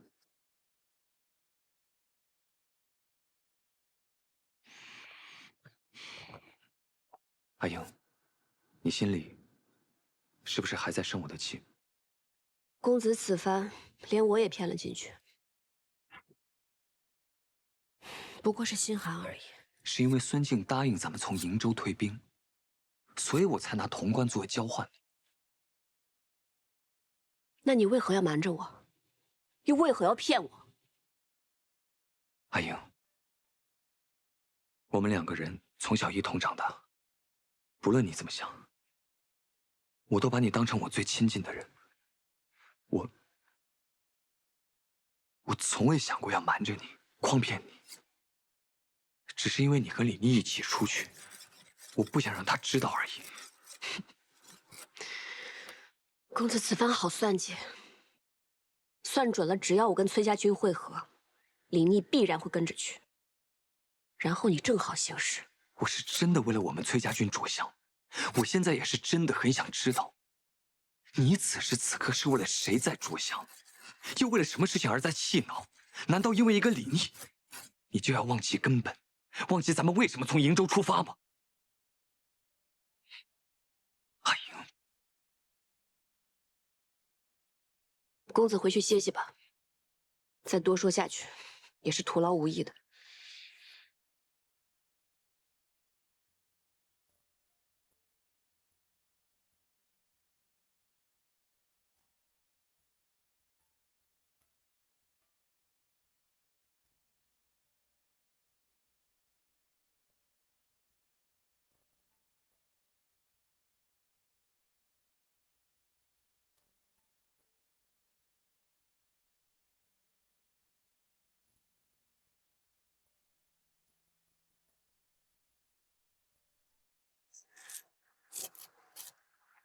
如果算得好的话，我们能用手里这1万兵攻破西长京。你要以1万破10万？孙敬不是想引蛇出洞吗？我们就给他来个将计就计，他佯败，我就让他坐实真败。石七郎，我有急事跟你说。什么事？你过来吧，啊！还不能当着我面说啊！小伟，你跟公子吵架了？没事。对了，京里传来消息，说征百越的大军败了，孙敬此刻正在封锁消息。这么说的话，孙敬身边岂不是没有多少兵马？小伟，咱们要不要赶紧通知大将军，来个2下里回身包抄？先不用。此事我觉得颇为微妙，未必不是孙敬的计谋。那皇孙，那个谁，你不让提的那个人，他会中计吗？他断然不会。他胆大心细，很少被诱之以利。孙敬佯败，我想他定能识破。而且这件事对他来说，应该是个机会，他不会放过这个机会。是吗？那他会如何做？他会将计就计。你是说崔丽仍在河边搜寻埋伏？没错，咱们要与裴大将军派来的人马会合，并设下大营。你是知道的，按咱们镇西军的惯例，选营地之前，必须派出分队巡出数10里。我的小队走得远，正好碰到崔离带着人马行军，看样子是要连夜设伏。崔离既然设伏，自然是冲着那个崔公子去的呀。不过，眼下何校尉可是跟那个崔公子在一起，咱们是救还是不救啊？不救，真的不救？不救。哎，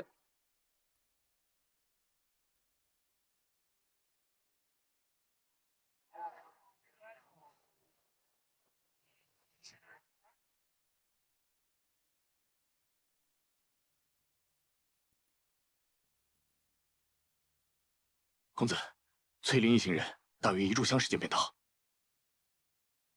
传我命令，让弟兄们做好准备，打起精神。一旦击杀崔林，所有人重重有赏。是。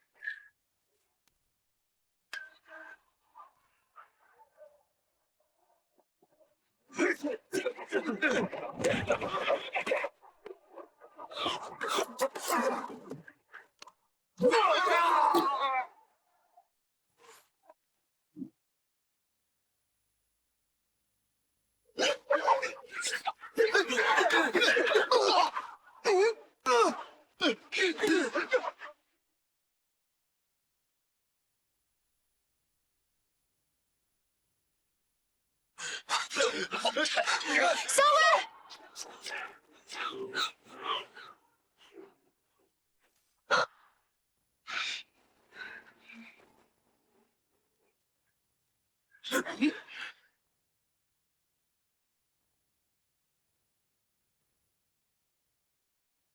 三郎，咱们上次没有得手，这次再行事，务必要成功啊！此次若不能击杀崔离，便会失去临淄王李俊这个强人。而且一旦崔林回到军中，他和伯父都不会放过。无论如何，崔林必须死。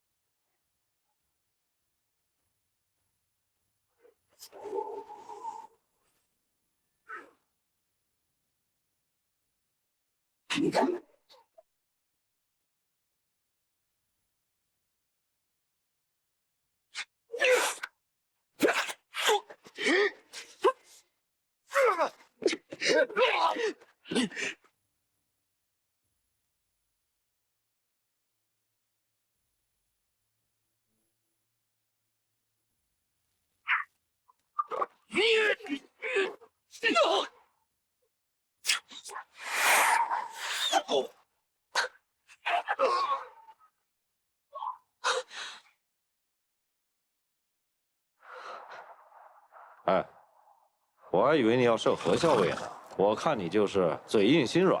哈哈哈哈。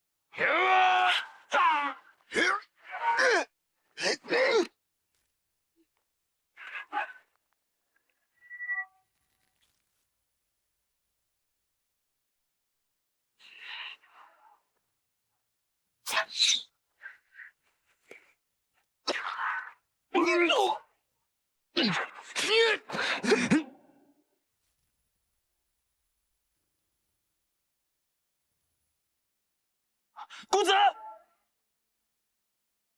撤！公子，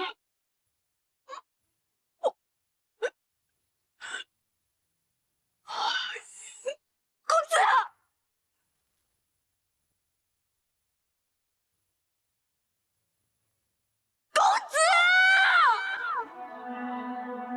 公子！撤！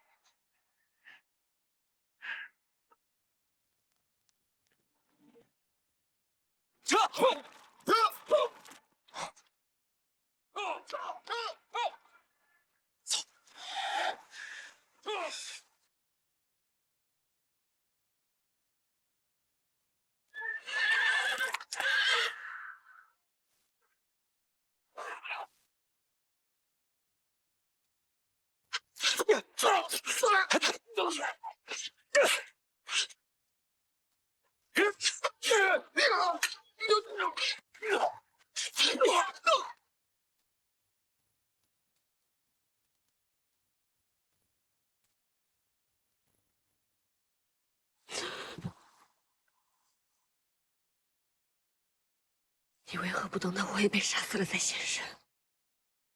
你早就到了，就到此时才出下来。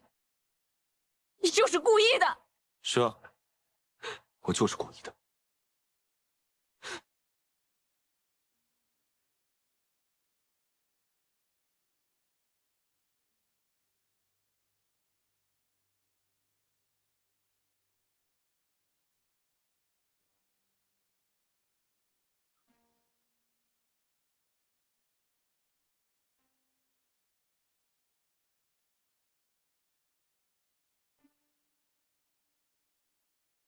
没想到，你竟然一举成功了。殿下，此次击杀崔林，属实是冒了天大的风险。不过，为了殿下的大业，倒也值得。崔公子辛苦了，本王都记在心里面，应许你的，分毫也不会少。殿下大恩，崔礼谨记，日后定誓死效忠殿下。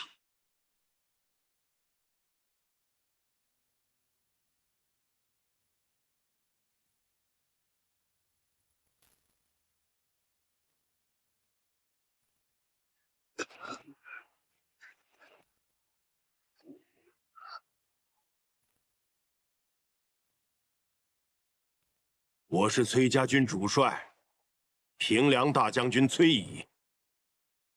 你上来，想来有活路。大都督命我等攻瀛州，好阵者杀，敢降者杀。我全家老小都被里长看管，我若是降了，我全家都没活路了。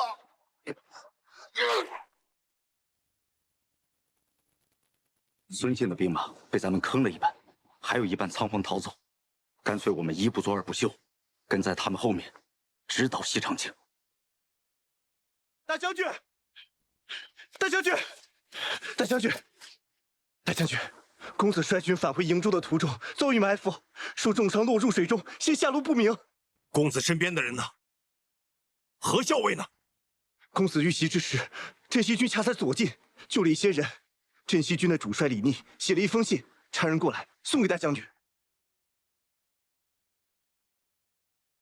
崔大将军，逢崔家军遇袭，恰在左近，昔为之晚矣，令公子堕河。幸其救得阿莹，深可为大将军之幸。阿莹安然无恙，于镇西军中休养，唯望大将军率大军与镇西军同取西长京。李逆这个无耻之徒，狂妄至极，竟然敢用，竟敢胁迫我！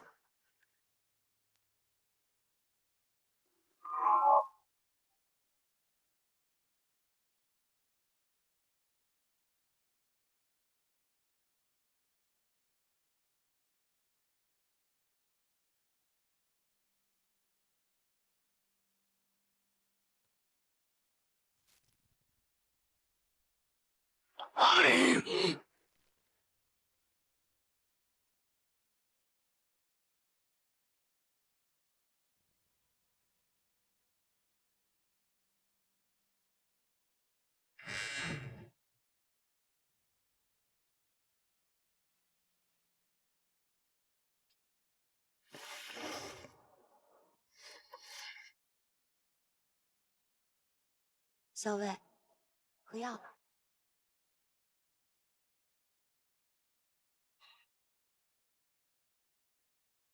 太烫了，一会儿再喝。你也别太难过了。公子或许被人救了呢。这么多天过去了，一点消息都没有，只怕是凶多吉少了。哎呀，也许公子被人救了，但是在养伤，所以一时无法回来。好了，桃子，你别安慰我了。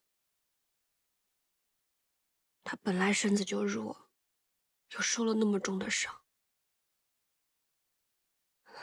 落在湍急的河里，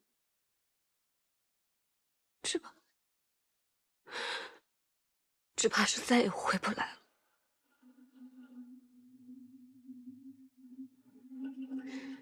他跟我从小一起长大，其实在我心里，他跟我亲生兄长是一样的，但没想到，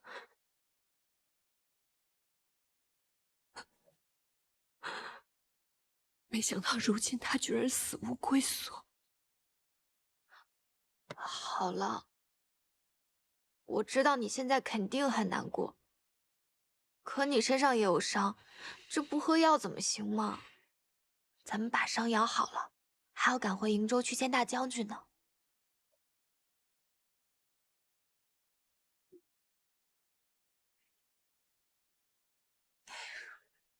李逆这个坏人，竟然把咱们扣在这太清宫，还不肯放我们出去。他这是把我们当犯人关起来。不都说了吗？以后在我面前不要提他。你去找一些国府蜜饯吧，这样等你回来，药刚好凉了，我可以一口气喝。这太清宫里怕是没有什么国府蜜饯，又不能出去买。哎，要不我让他们给我2升麦子，发一些麦芽，给你熬麦芽糖，好不好？我这就去。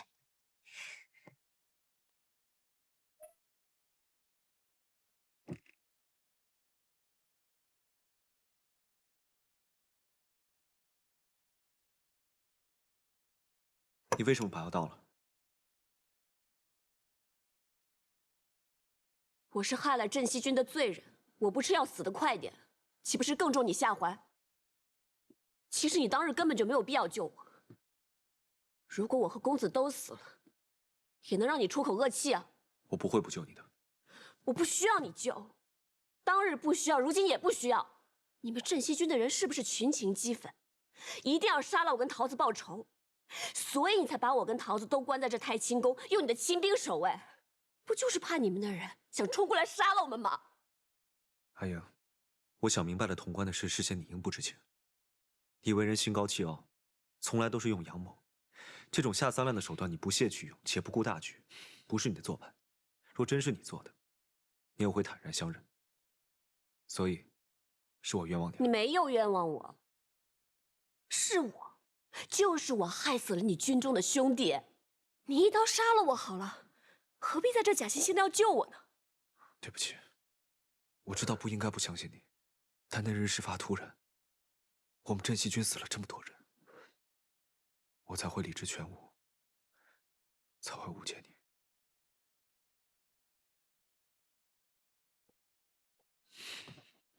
出去，我不想看见你。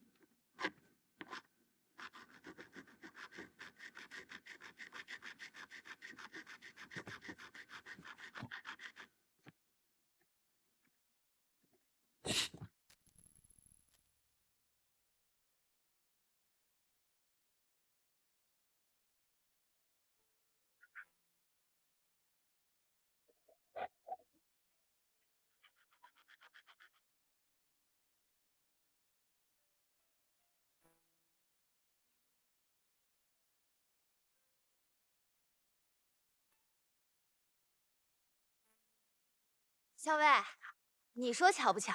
本来呢，我正发愁呢，做麦芽糖啊，怎么着也得2日吧。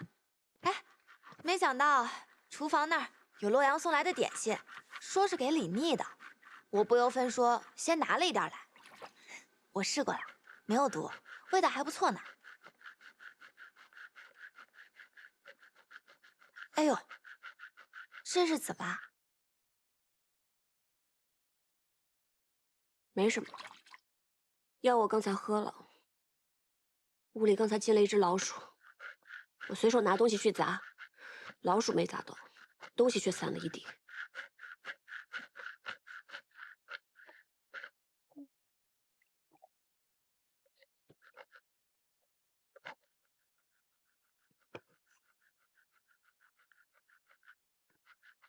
你说啊，这堂堂镇西军统帅，哎，学什么不好，偏偏要学老鼠。这老鼠拿了蜜饯来，还惹得我们校尉不高兴，白白浪费我1碗药。好了，我再给你熬1碗药去。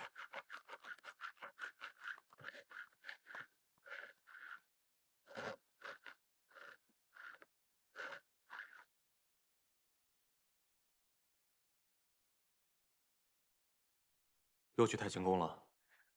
瀛州有消息吗？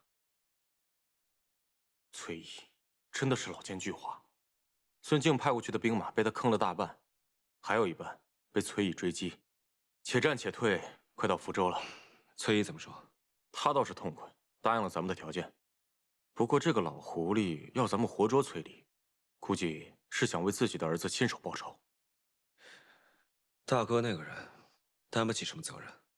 崔离藏在他那儿，若太平无事还好，但凡有点风吹草动，他必然会交出崔离。是啊，石七郎，太清宫的那几位既然不曾与崔林共谋，而且又是崔乙指名要保全的人，其中的缘由，我定会向军中的同袍解说。还有，崔乙现在既然答应了和我们一起出兵，也算是给兄弟们报仇了。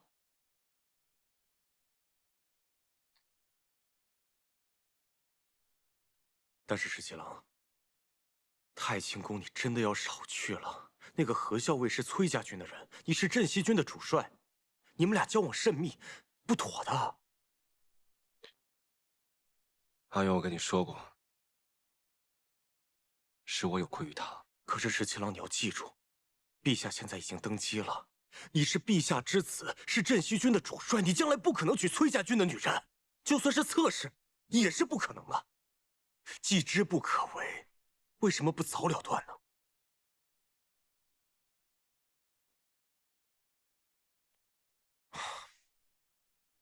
石七郎，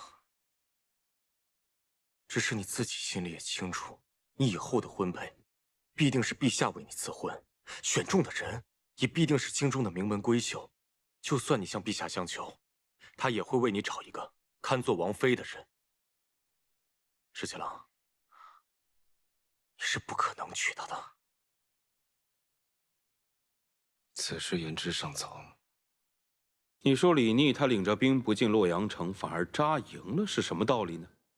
李逆派人给父皇的奏书上说的是大军不便于进城，驻于城外，便于军机云云。哼，这明明就是打了败仗不肯进城，还有脸面给父皇上书说要去收复什么西长京。大哥，崔家公子如今死了，崔乙必定是怒火中烧啊。他不进城也好，免得到时候万一崔家军来了，祸及了洛阳城。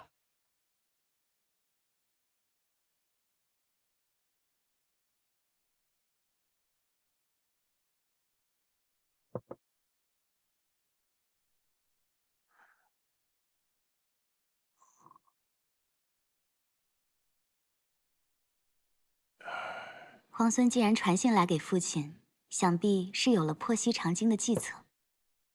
李逆在信中说，希望我能够暗中联系朝中的旧臣，将孙敬征百越惨败一事散播出去，使市井乡间皆以为大败是真，最好能令粮价飞涨，这样最易动摇民心。父亲，您觉得皇孙是何计策？此人机巧善变，我也实在是看不出啊。不过，看他打算搅乱城中民心，一旦这城中乱起来，他便有机可乘。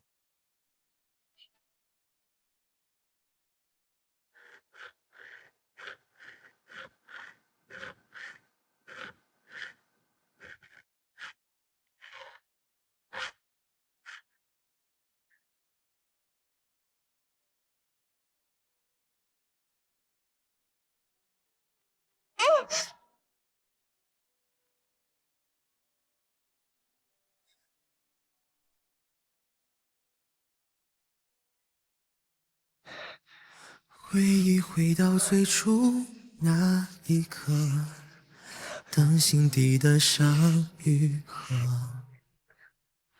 收进我这彼岸的蛊惑，执念中你曾来过，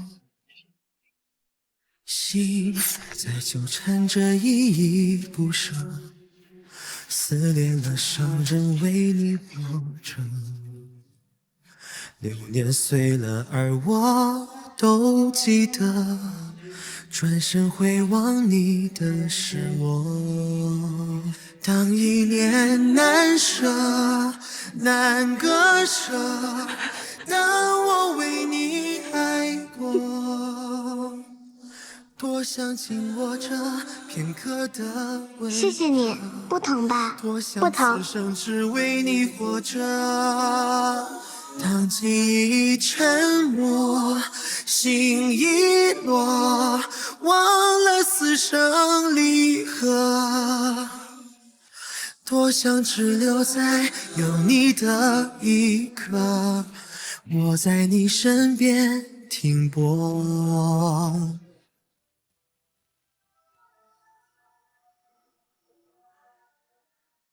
当一念难舍，难割舍，当我为你爱过，多想紧握着片刻的温热，多想此生只为你活着。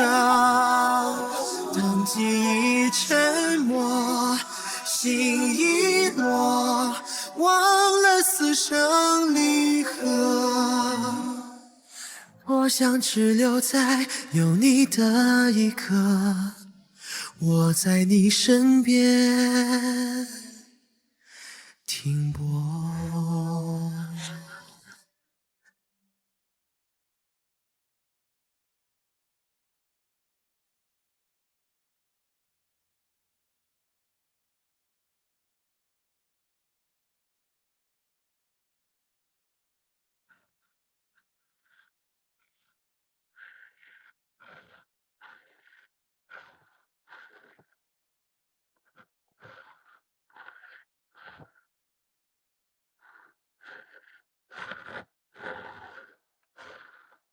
你要想下棋，我给你找一套便是。何必这么辛苦，自己打磨呢？公子喜欢下棋，我曾经答应过他，一定会送他一套我亲手打磨的棋子。阿莹，副帅终于答应咱们可以率军出瀛州了。时机总是稍纵即逝，咱们可不能错失良机啊！真的吗？阿莹，我知道，这是你心心念念的。自从那个孙敬谋逆，你就想要放手一搏，逐鹿天下，问鼎九州。公子是知道我所思所想的人。阿莹的所思所想，自然就是我的所思所想。只要你想去做的事情，我一定会尽我最大的能力帮你做到。谢谢公子。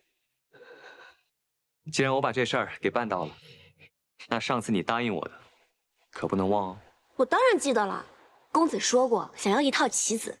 公子放心，等行军得闲的时候，我一定要亲手打磨一套送给公子。那倒不用，只要是你亲自挑选出来的玉料，到时候我让玉工琢磨，是一样的。那不行，一定要我亲手打磨，这是我的心意嘛。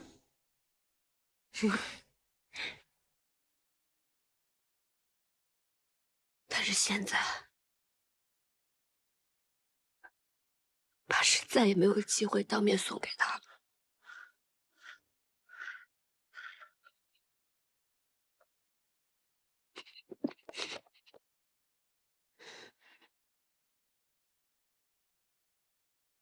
公子为了我，中枪坠河，尸骨无存。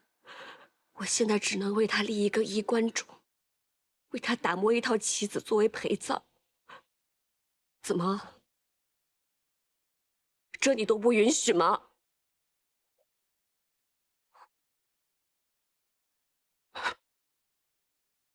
一定要说着负气的话吗？我没有说负气的话。公子是为我死的，我不应该为他伤心吗？我不应该为他难过吗？所以，你还是怪我没有救你们家公子是吗？是。所以你这么伤心，巴不得跟他一起去死是吗？是。李逆，我告诉你，我一直都在骗你。我早就轻信我们家公子，所以我从来都是骗。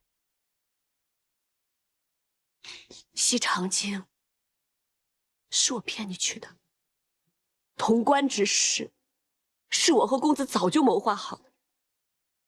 我就是想要骗你，想骗得你一败涂地。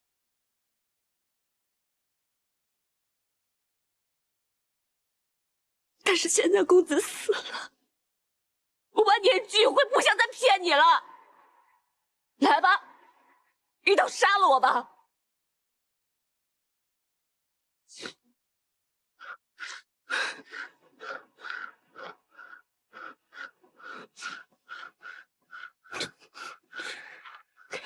你真的是知道如何让我伤心啊，所以才跟我说这话。我知道我冤枉了你，伤了你的心，所以你要说这话伤我的心，是吗？我伤什么心啊？我为什么要伤心？我一直都在骗你，我何谈伤心啊？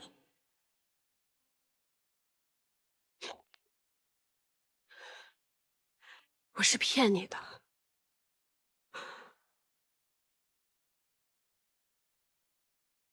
我从来就没有喜欢过你，都是假的。可我对你都是真的。我不管你是真喜欢你们家公子，还是假喜欢你们家公子，我对你就是真心的。从第一天见到你，你把我踹到井里了。那时我就在想，如此凶狠狡诈之人，下次我见到他，一定要把他踹到井里。可后来我们又见到了，我本来可以对你下狠手，我没有这么做，我犹豫了，我也不知道为什么。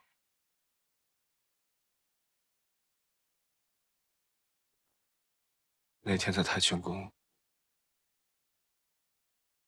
我和你打了个赌，结果我输给了你，但我心里却有一种说不上来的高兴，因为我终于知道，其实你心里也喜欢我，你心里也有我，所以你口口声声说你骗我，你不喜欢我，说从前都是假的，我不会相信，因为你对我都是真的。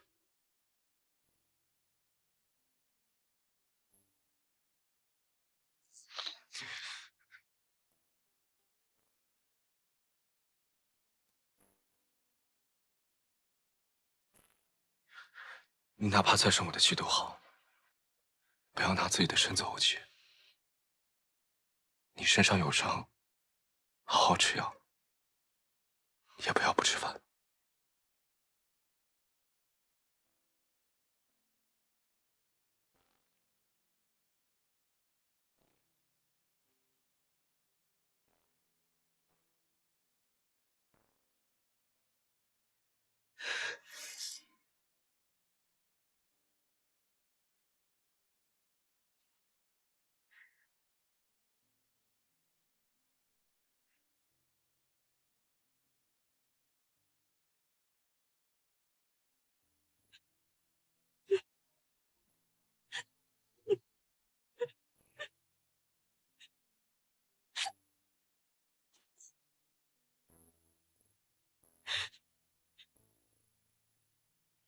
嗯，怎么还没发芽？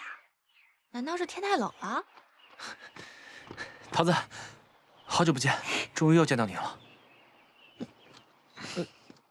桃子，桃子，你为什么又不理我了？我帮你。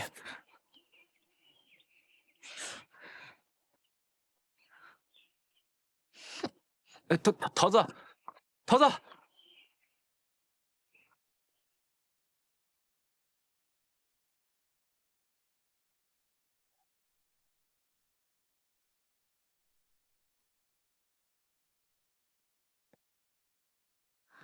这老鼠又来了。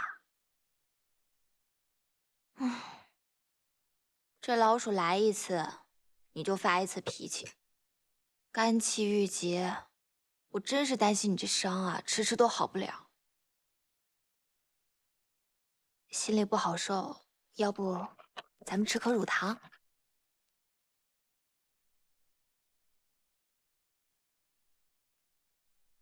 这老鼠也真是的，明知道我们校尉看见他就想砸他，还敢拿糖来。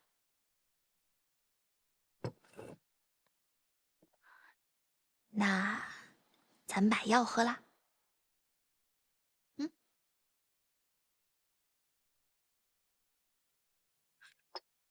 你手怎么了？没什么，破了皮而已。你这又是何苦呢？就算是公子九泉之下，看见你这样折磨自己，他也是会很心痛的。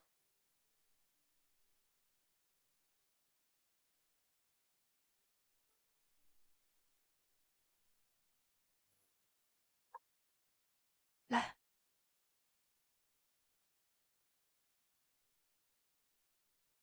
方才你跟李妮吵架了？是啊，我把他骂了一顿，说了好些狠话，但没想到他反倒什么？没什么。校尉，我知道你还在气李妮不相信你，更气他在危难的时候作壁上观。公子的死，你又伤心又自责，可你总这么难过下去不是办法，你总是要顾好自己的身体的，是不是？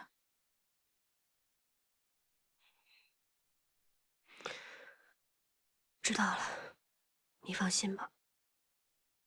咱们现在困在这儿，还不知道大将军该如何担心呢。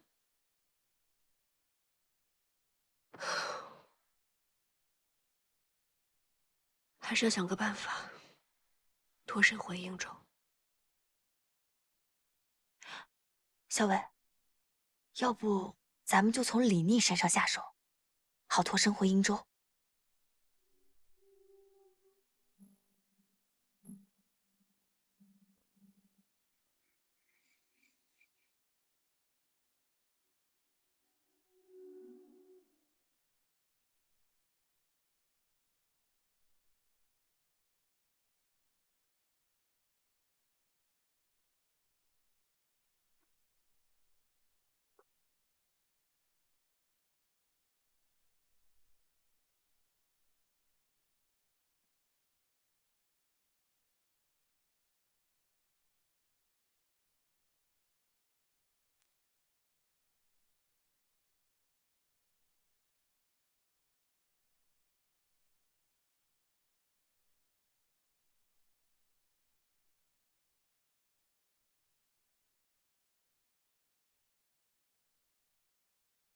小老鼠偷灯油，偷不着偷蜜糖。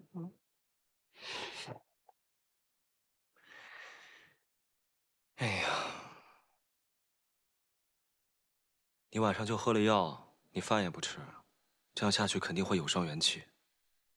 我给你带了一罐蜂蜜，给你烙了个饼，你要不就吃一点。多谢皇孙关心，我不饿。你就算生我的气，也不能不吃东西啊。皇孙何必要这么关心一位阶下囚？天太晚了，男女有别，皇孙在这里实在不方便，还是赶紧走吧。我只是想请你留下来多待几日，你并不是阶下囚。皇孙何必要说的这么冠冕堂皇？我们家公子已经死了，何某一介女流，对于皇孙挟制我们崔家军没有任何用处。既然说我不是阶下囚，那你为何不肯放我走？因为你身上有伤。当然，你如果晚来一刻，我便也已是江中冤魂，何必还要在这关心我有没有伤？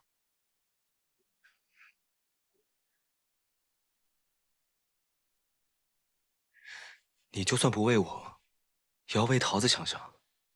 她成日气得要哭，担心你伤势恶化。你说你药也不吃，饭也不用，这样下去真的会伤了元气。你不要妄想用我身边的人来挟制我。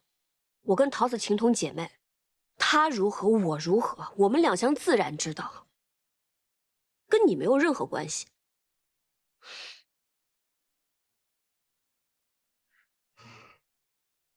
你既然还生我的气，那我先走了。不要带着怒气睡觉，对身体不好。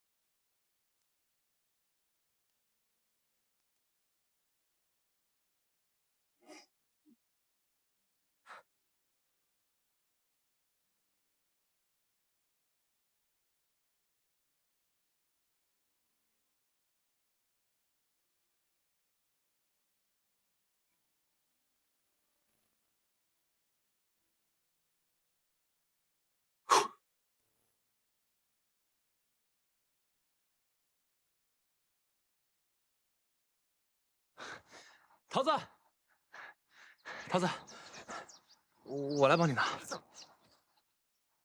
桃子，你还在生我的气吗？你可不可以别不理我了？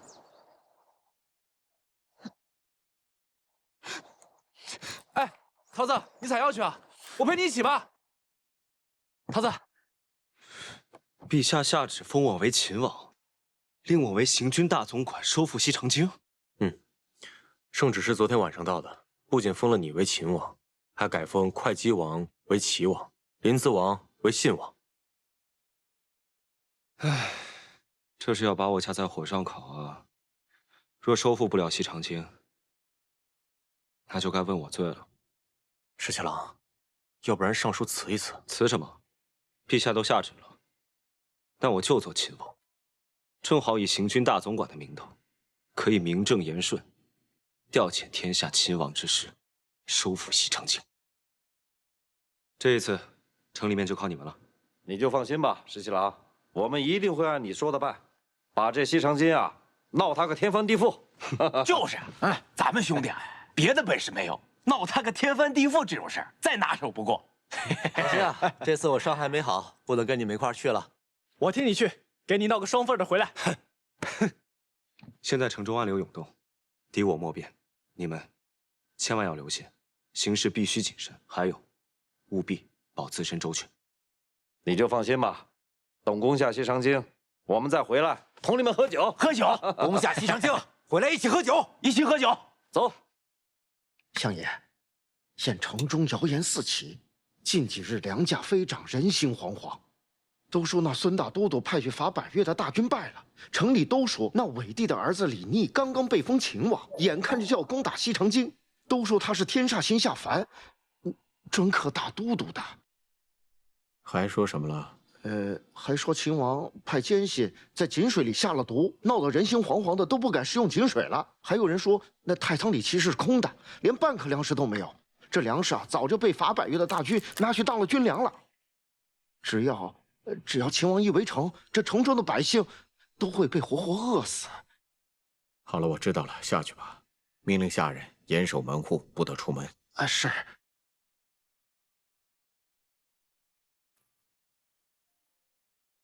你可明白了？秦王这是想搅乱？正是，秦王正是想搅乱民心。现在就看宫中那一位会如何应对了。把那些妖言惑众的人都抓起来，杀了！大都督，只怕这造谣之人别有用心，所以才要杀。不仅要杀，我还要株连九族。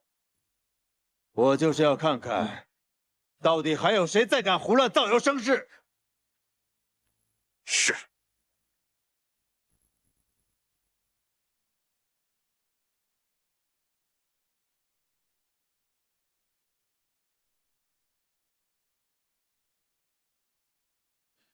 今日怎么这么早过来？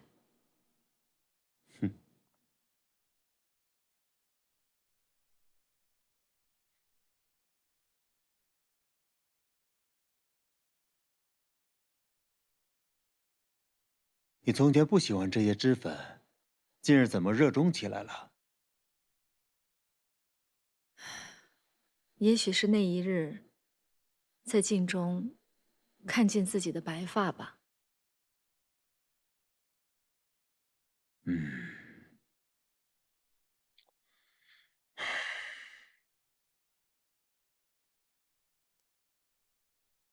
阿静，是否前朝有事？你不用同我讲，我跟你出去散散心。我自起兵，一直觉得天下九州腐蚀可得，没想到李逆率领镇西军竟然一路杀过来，剑指西长京。潼关是两京门户，只要潼关在手，李逆就算是有洛阳，也无用武之地。崔乙艰险，他若是和李逆联手，时局便会艰难起来了。不会的，崔乙别有私心，否则他不会派军出瀛州。李逆是伪帝之子，两个人各怀心思，断不会轻易联手。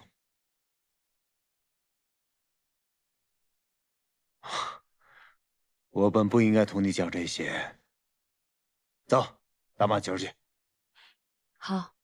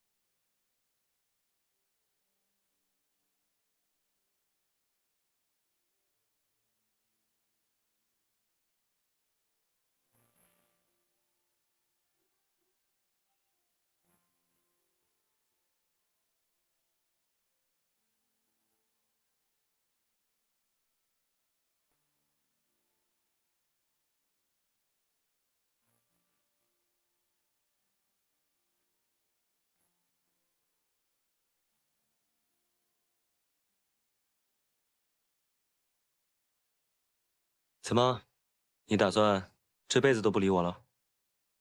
秦王殿下多虑了。如今殿下刚刚封了秦王，想给殿下献殷勤的人多了去了。殿下又何必这么在意我？从前叫我皇孙，如今叫我殿下，你就不愿意再叫我十七郎了吗？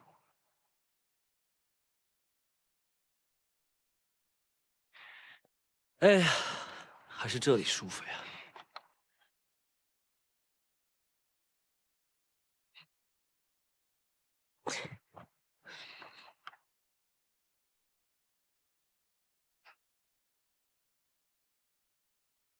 我年幼的时候呢，我奶娘哄我说，我要是有什么心愿的话，就折一个竹蜻蜓。等它落地的时候，那我的愿望就实现了。我那个时候呢，特别想见到我阿娘。别人都有阿娘，就我没有。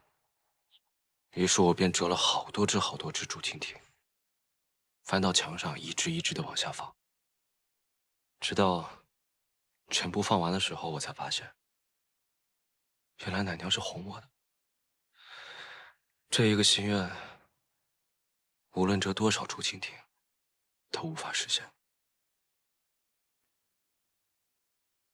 人们常说，傻事做了一次之后，就不会再做第二次了。可我还是做了很多竹蜻蜓，因为是你，为了你，再傻的事情，我都愿意做。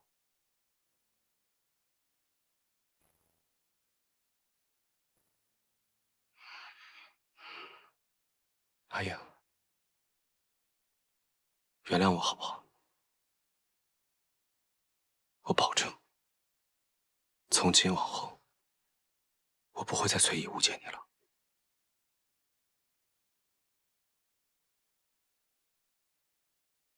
那你就别再关着我，放我跟桃子回瀛州去。这我无法应允。那我跟殿下没什么好说的了。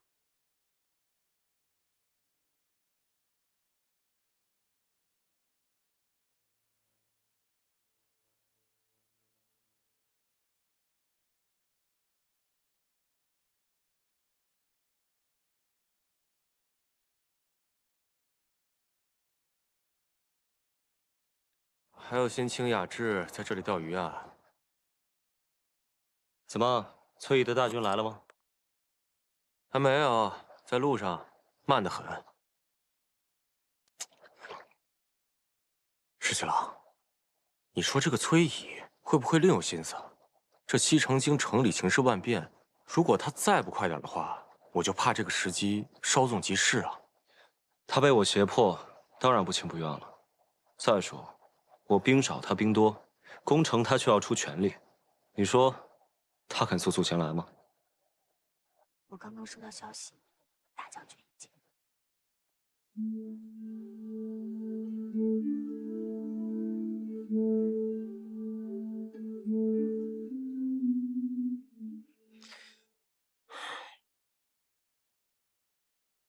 这倒是个难得的机会，说不定可以脱身。校尉，我就知道你一定能想到好办法。只是此事要从长计议。李逆这个人绝顶聪明，如果不计划周详，肯定还是难以脱身的。李逆呢？那个耳朵一直跟着我，我不搭理他，他就喋喋不休的。说起下午的时候，李逆一直在河边钓鱼，他还问我想不想吃鲜鱼呢。钓鱼？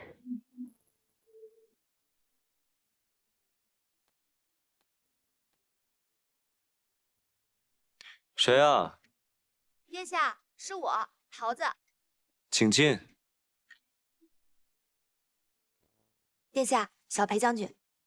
殿下，校尉天天喝药，饮食减了大半，人也清瘦了不少，这些你都是知道的。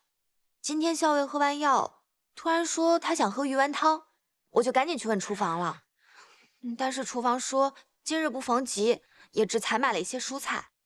可巧我看到那水桶里养了几尾活鱼，可他们说那是殿下今日在河边钓的，所以不敢擅自做主，我就前来询问一下殿下。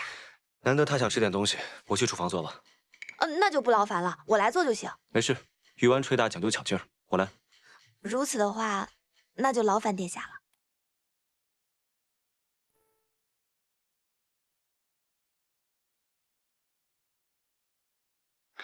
桃子，你回来了。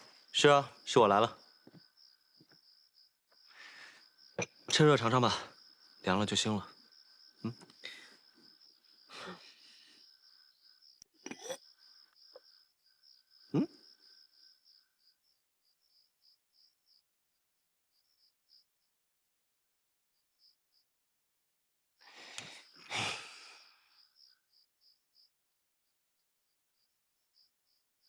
好吃吗？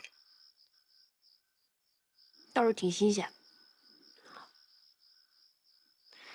你啊，就应该好好调养一下。就算再生我的气，也不能不爱惜自己。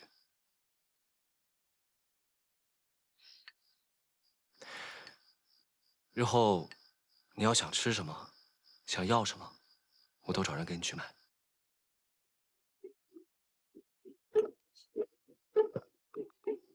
你就真的不怕我趁机传递消息，然后一走了之吗？你若是走得了，我也有办法将你半路截回来。你不信的话，尽管一试吧。孙敬征百越的大军并未真败，只是瀛州兵败。只怕孙敬会速速召回百越大军，他又掌控了潼关，对你是两面夹击。除非你能在百越大军回朝之前攻下西长京，但是以镇西军如今的兵力，怕是做不到了。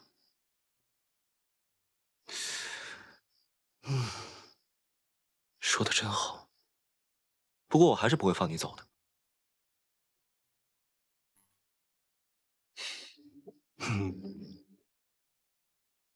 殿下真是知我甚深啊！你也知我甚深啊，彼此彼此。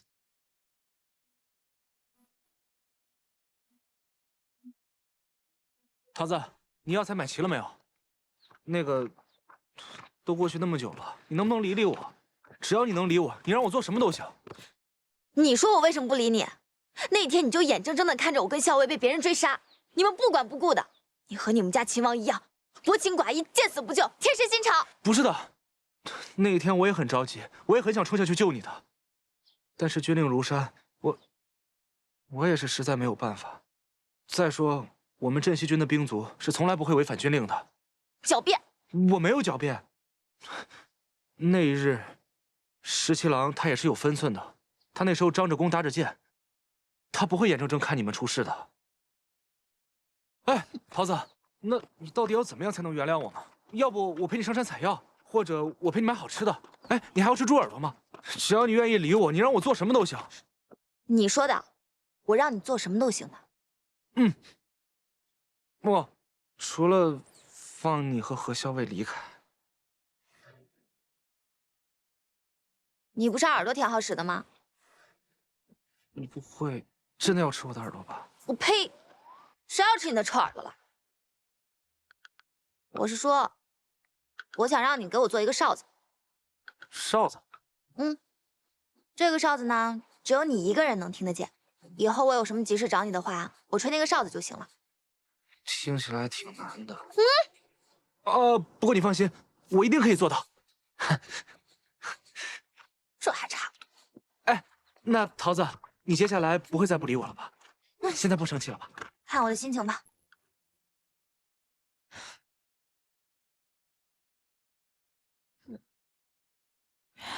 唉，十七郎刚刚去见了何校尉，结果又吃了闭门羹。活该。桃子姑娘，其实十七郎真的对何校尉很好的，要不你帮忙在校尉面前美言几句，让他消消气。他要是真对我们家校尉好啊，就不会拿这些破烂药材滥竽充数了。我们家校尉的伤到现在还没好，你看看这都是些什么呀？桃子姑娘，你别生气，这样你开个药方给我，我来买。如果这附近买不到的，我就去西长京或者洛阳买，怎么样？这可是你说的啊。行，我现在就去给你开药方。好，继续扇，不要停啊。哦。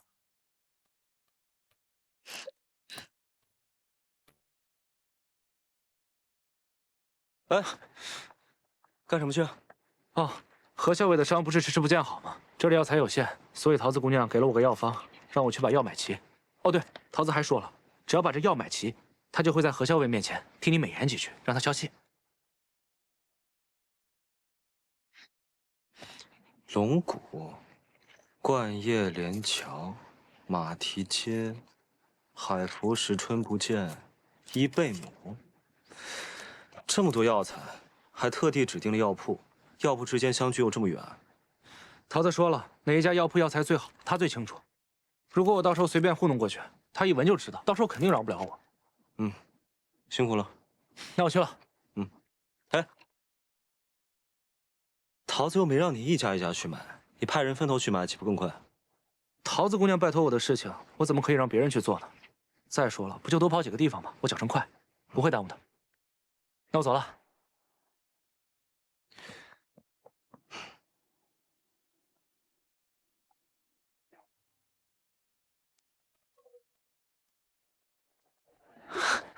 回春芳，终于找到了。掌柜的，帮我抓一下这个马蹄筋。啊，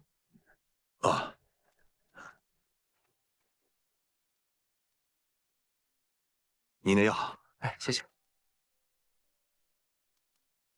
这是银钱，不用找了。哎，你慢走啊。哎。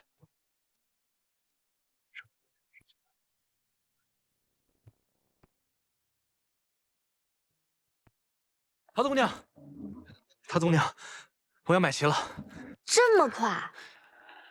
你不会是偷懒没有买全吧？没有，我都是按你的单子一家一家买的。我看看。嗯。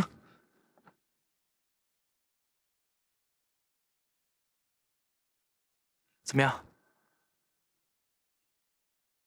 嗯。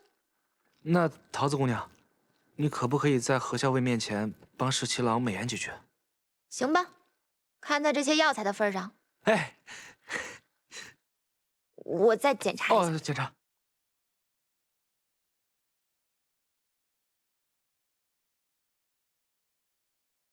阿莹，我看今天天气不错，我给你折了桂花。阿莹，阿莹，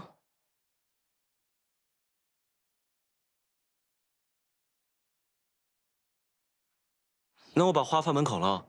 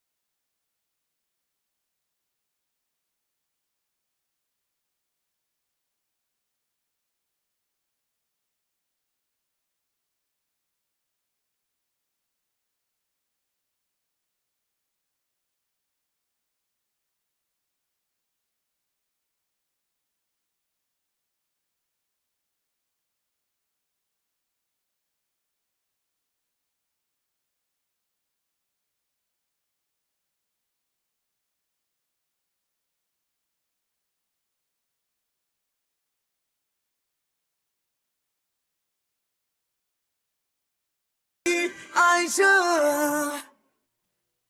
心愿为了你割舍，一直等着你回应我。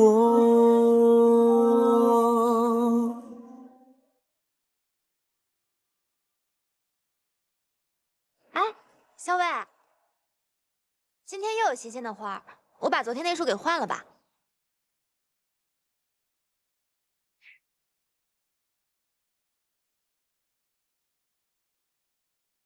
小伟，你就别生气了。我看这次秦王，是真心给你赔礼认错的。他不是说了吗？他不该不相信你。其实公子的事儿是崔离那个小人所为，也怪不得他的。奇怪了，你今天怎么在帮他说话呀？哎呀，小魏，我是为你着想，好不好？我看这秦王啊，对你真是挺用心的，他还派人四处采买药材呢。哪怕天天看你的脸色，也想在这太清宫一直陪着你。其实啊，我也知道他是真心赔礼。我也不应该再生气了。若是旁人这样，我也不至于这么生气。但是旁人怎么能跟他一样呢？哦，原来是这样啊！我说嘛，再说我要生气了。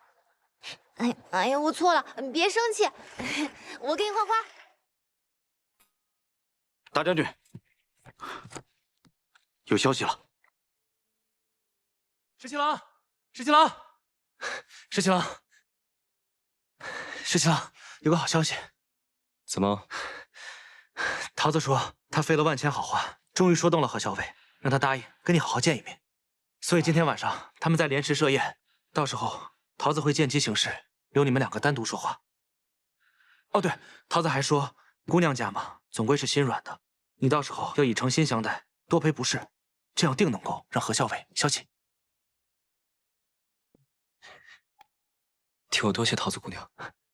好。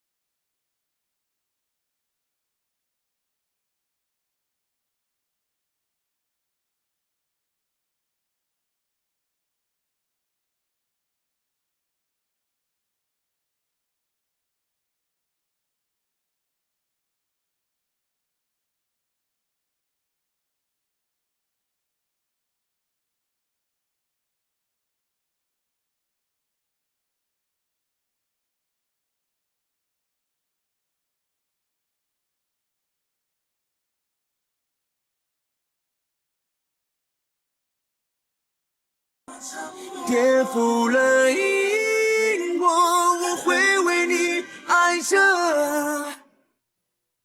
心愿为了你割舍，一直等着你回应我。